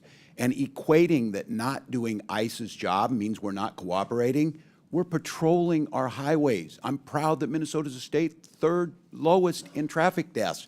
If we start doing all the things at ICE, and nothing we do precludes them from doing their job. And so threatening and political, and I did not realize, I guess, I watch it, I didn't realize how much animosity there's here. We have a responsibility to the American public to work together, and I think threatening arrests on elected officials, Congressman, it doesn't help any of us. Governor Pritzker's right. Our citizens are scared and angry, and it's not necessary. We can fix this with a bipartisan border bill. Help us out. Thank you, Governor. I want to end by saying former Governor and now Secretary of Homeland Security Kristi Noem just last year said that federalizing the National Guard would be a direct attack on states' rights. And now she's cheering it on. President Trump has consolidated power so much in his own party, there's little to no, pretty much zero, opposition left to his lawlessness. We hear it in this room right now. And the last thing I want to say, too, is what's going on right now is not just a distraction from the fact that they want to pass a massive tax break for the richest Americans and take away services and things from working families, but it's to enable it. These aren't two different stories, because the only way you rip away health care from 15 million Americans in this country and not feel like you have to fear for your job or that you're going to be protested every day is by scaring the people and suppressing their First Amendment right. What's going on in Los Angeles and what Donald Trump wants to do around the nation is directly connected to the fact that he's going to take away health care from all of these people, 15 million Americans, to benefit people like him and his donors. And it's shameful. These aren't two different things. It's the same thing. I yield back. Chair recognizes Mr. Higgins from Louisiana. Thank you, Mr. Chairman. Governors, I guess thank you for being here today. This was staged to be it was bound to be, political conflict here. But I like to get pretty real with each of you. I know Governor Walz pretty good. He and I came to be, believe it or not, America, Governor Walz and I came to be quite friendly. I consider him a friend for many years. And it was fascinating that we disagreed on almost everything politically. I doubt there was a vote we had in common, but I'm pretty sure I could call Governor Walz and get a straight answer, even now, at least in private. But in a setting like this, it's difficult to get a straight answer because you're being viewed so closely. All of us are. So I'm going to try and be real with you. And Governor Pritzker, I don't know you. Governor Hochul, I don't know you. I can tell you that you strike me as extremely political, and rather arrogant, quite smug, good lady. And this is a serious topic, man. We have hundreds of thousands of Americans dead from fentanyl that came across our border. Our nation suffered generational trauma for 4 years from open border policies. And we listened in ad nauseum, speech after speech after speech about how Mayorkas, who struck me as equally smug in many horrific meetings, said we need more money, we need more laws. We never needed more money. We never needed more laws. We needed an executive branch that had the will to enforce the law and thus end the trauma that the American people were continually suffering at our southern border. Now, the impact of that policy remains, and sanctuary cities are a large part of this thing. And I don't know the life of you three, your background. I don't know if you've held the hand of a mother or father, had to deliver to them the news that their child had been killed by a violent criminal. Prayed with that person, but I have. And the victims of crime commonly have a simple refrain: why? Why? Why did this happen to my family? And I'm going to ask you, Governor Pritzker, and you, Governor Hochul, what do you say to those people when, have you ever had the courage to speak with one in person, in private, without cameras, and when they ask you why was this horrible person invited to Illinois or New York? Why do your sanctuary policies encourage, why did this guy that killed my daughter, why was he in my state? Why? Representative. Don't tell me it's limited resources. Representative. Don't tell me it's limited resources. I'll let you know when it's time for you to answer the question, madam. Okay. Don't tell me it's limited resources, because we're talking about the resource of righteousness and goodness. And God controls the bank of righteousness and goodness. And there's no limit to that withdrawal. Governor Pritzker, what do you tell a family when they ask you why? Why was this murderer in my state that came here across the border illegally and was encouraged to come to my state by your policies? Go. You said invited or encouraged. 50,000 people invited were and encouraged by 50,000 sanctuary people were policy. shipped to my Yes, yes, state yes. by a Don't border beat around state the governor. bush. Own it, man. I'm not beating Own around. it. I'm telling you, 50,000 people were shipped to my state by a Would you ship Republican them back? border state governor. 50,000 is a smidgen. We have 15 million cross the border. I understand. I'm glad they bust some to your state. I have been clear your sanctuary about policies favoring border Governor Hochul, security. There was a I'll give bill you the last last year couple of on that seconds very here. subject, sir. On the Governor question of Hochul. what And I'd you say to opposed that it. family, I would say my heart is breaking for you. I'm a mother. When you describe the pain of a family like that, I've been there. I have held victims' families in my arms. That's a good start. And I'll tell you Mr. this, Chairman, you appear my to be a time has religious expired. person, I yield. but we are called. Gentleman's time's expired. Chair recognizes Ms. Lee from Pennsylvania. Mr. Chairman. I recognize the ranking member for unanimous consent. Okay, a couple of things. One, I want to raise a point of order. It is against the rules to attack or to breach the decorum with respect to our witnesses. You can't. Well, the ranking member has a look different like this, definition or you of look attack like than I that. do. You That's look for like sure. this. You cannot criticize the countenance of a witness when they come before the committee. You can raise issues, no question, but you cannot personally attack a witness. That is not within the rules. That is not in accordance with decorum here. And I would raise that same concern if Did the ranking one of member our not call members us was attacking Nazis? me. All right. Secondly, Proceed with unanimous consent. Secondly, unanimous consent. I have asking unanimous consent to submit a document entitled "Trump Wants to Cut Funding to Sanctuary Cities and Towns, but They Don't Actually Violate the Federal Law." Without objection to order, Chair now recognizes Ms. Lee from Pennsylvania. Yeah, thanks, Mr. Chair. It's always funny the lack of decorum that we get, and people we do drop the gentleman act here oftentimes when attacking women who aren't able to defend themselves with equal time. But that's kind of the theme here, right? Attacking Americans or people who are not able to defend themselves, or at least who Republicans hope can't defend themselves. And that's what we're seeing essentially in Los Angeles. So I would say that this hearing is quite timely.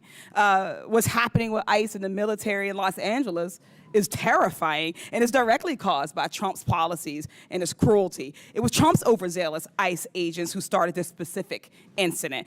And now they want us to get bogged down in arguing over the right types of protest, or the right types of way, or the right way to defend yourself, the mythical perfect type, so that we could ignore that Trump is the one who is escalating all of this.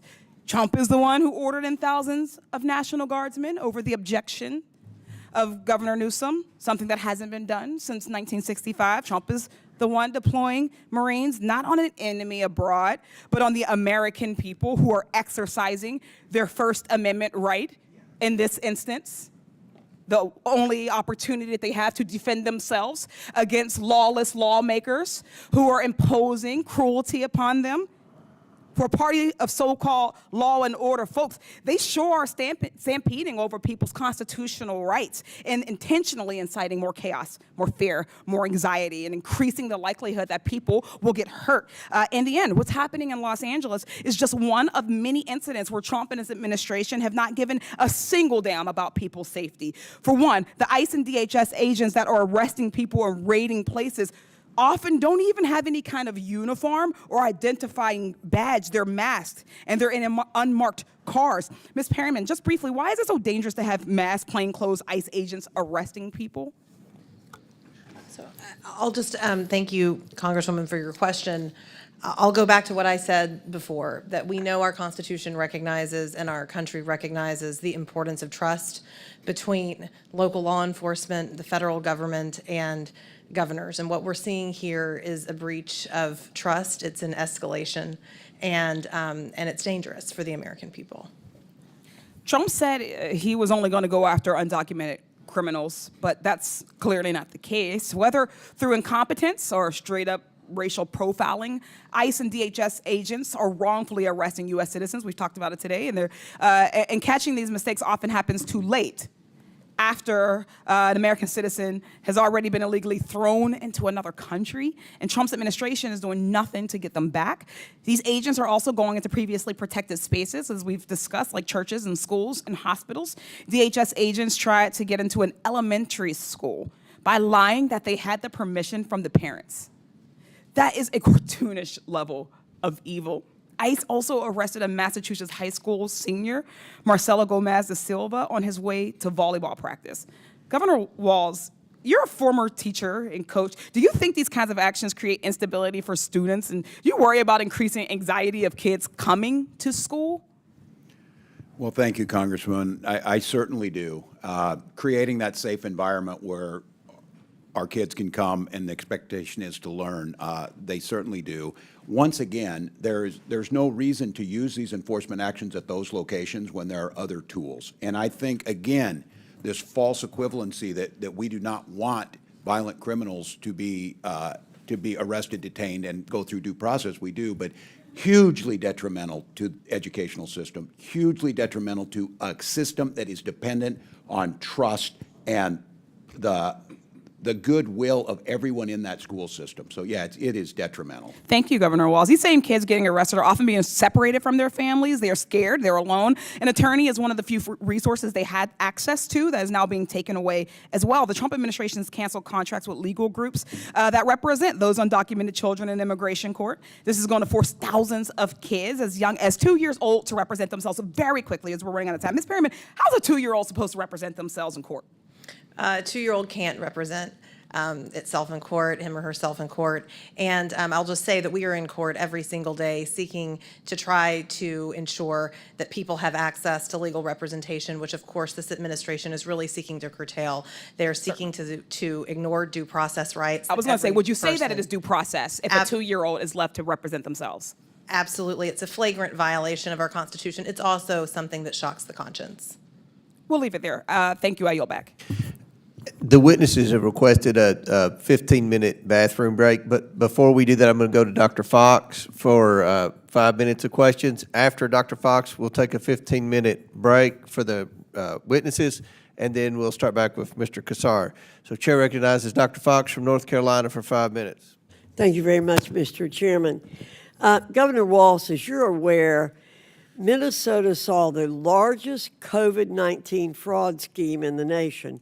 The so-called nonprofit Feeding Our Future falsely claimed to have served 91 million meals to children, for which it received nearly $250 million in federal funds. According to the FBI, the $250 million in federal taxpayer money was, quote, funneled into luxury homes, cars, and lavish lifestyles while families struggled. In March, 2 individuals were convicted in connection with this case, and I understand related investigation continues. The FBI stated that, quote, the egregious fraud uncovered in the Feeding Our Future case represents the blatant betrayal of public trust. The FBI will not allow criminals to rob federal programs and walk away unscathed. We'll expose their schemes, dismantle their networks, and ensure they face the full weight of justice. Do you support the federal government's efforts to bring to justice those who stole federal taxpayer money at the expense of hungry children in your state? Thank you, Dr. Fox, wholeheartedly. And this is a great example. When the federal government works with the state, we reported it, they prosecuted them, they are in prison. So do you support federal efforts to bring to justice those who commit federal crimes in Minnesota? I most certainly do. Okay. Does Minnesota honor ICE detainer request? Congresswoman, thank you for the question. I've been making sure I get my opportunity here. Minnesota follows all federal law. State law requires, and I would say the state law requires all state and county facilities to ask for immigration status when a convicted felon is committed and tells DHS if they're undocumented. All state facilities. DOC calls DHS before a convicted felon leaves prison. We have a controlled handover. Well, how can we be sure that your state is serious about cooperating with the federal government to enforce our immigration laws? We do it on a daily basis, Congresswoman. And again, I say this is the floor. Counties can do more, but here's the confusion we have right now. Last week, a list of supposed sanctuary cities or counties were put out. Many of those were counties in Minnesota that had gone above and beyond. Their sheriffs said it put them at risk because they were doing that. They were sharing information and doing what they're supposed to do. It's a coordination issue. But you said in your answer it's only if they've been convicted of crimes that or a judicial warrant. Or a judicial warrant. That's correct, after due process has been served. So that you don't cooperate if they're illegally here and the ICE comes to get them. If they have gone through the process, Congresswoman, and they have received due process, and ICE's job is to come and get them. It's what I've been saying all day. But if they're here illegally, then they're here illegally. There's no, they've broken the law already. Many are here as asylum seekers. They've overstayed a visa. I have another question to ask you, Governor. As I've said before in this committee, innocent American taxpayers are collateral damage in the Democrats' pursuit of open border policies. Americans pay with their wallets, their safety, and all too often their lives. This is unacceptable. I'm sure you're aware, Governor, that your state has spent hundreds of millions of state taxpayer dollars to address the surge of illegal aliens in Minnesota. Are you also aware of any NGOs operating in your state that provide services to illegal aliens, and have those NGOs received any federal funding? I can't answer that at this time. I don't have it in front of me. Well, we have to end the shameful practice of NGOs working against immigration law enforcement efforts. That's why I introduced H.R. 245, the Grant Integrity and Border Security Act, to stop NGOs who work against U.S. laws from receiving a single cent of taxpayer funds. Americans should never tolerate a government that uses their own tax money against them.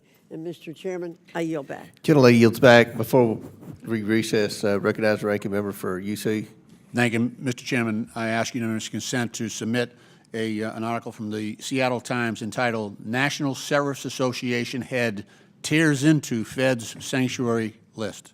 Without objection, so ordered. Pursuant to the previous order, the committee will stand in recess for 15 minutes. Committee stands in recess.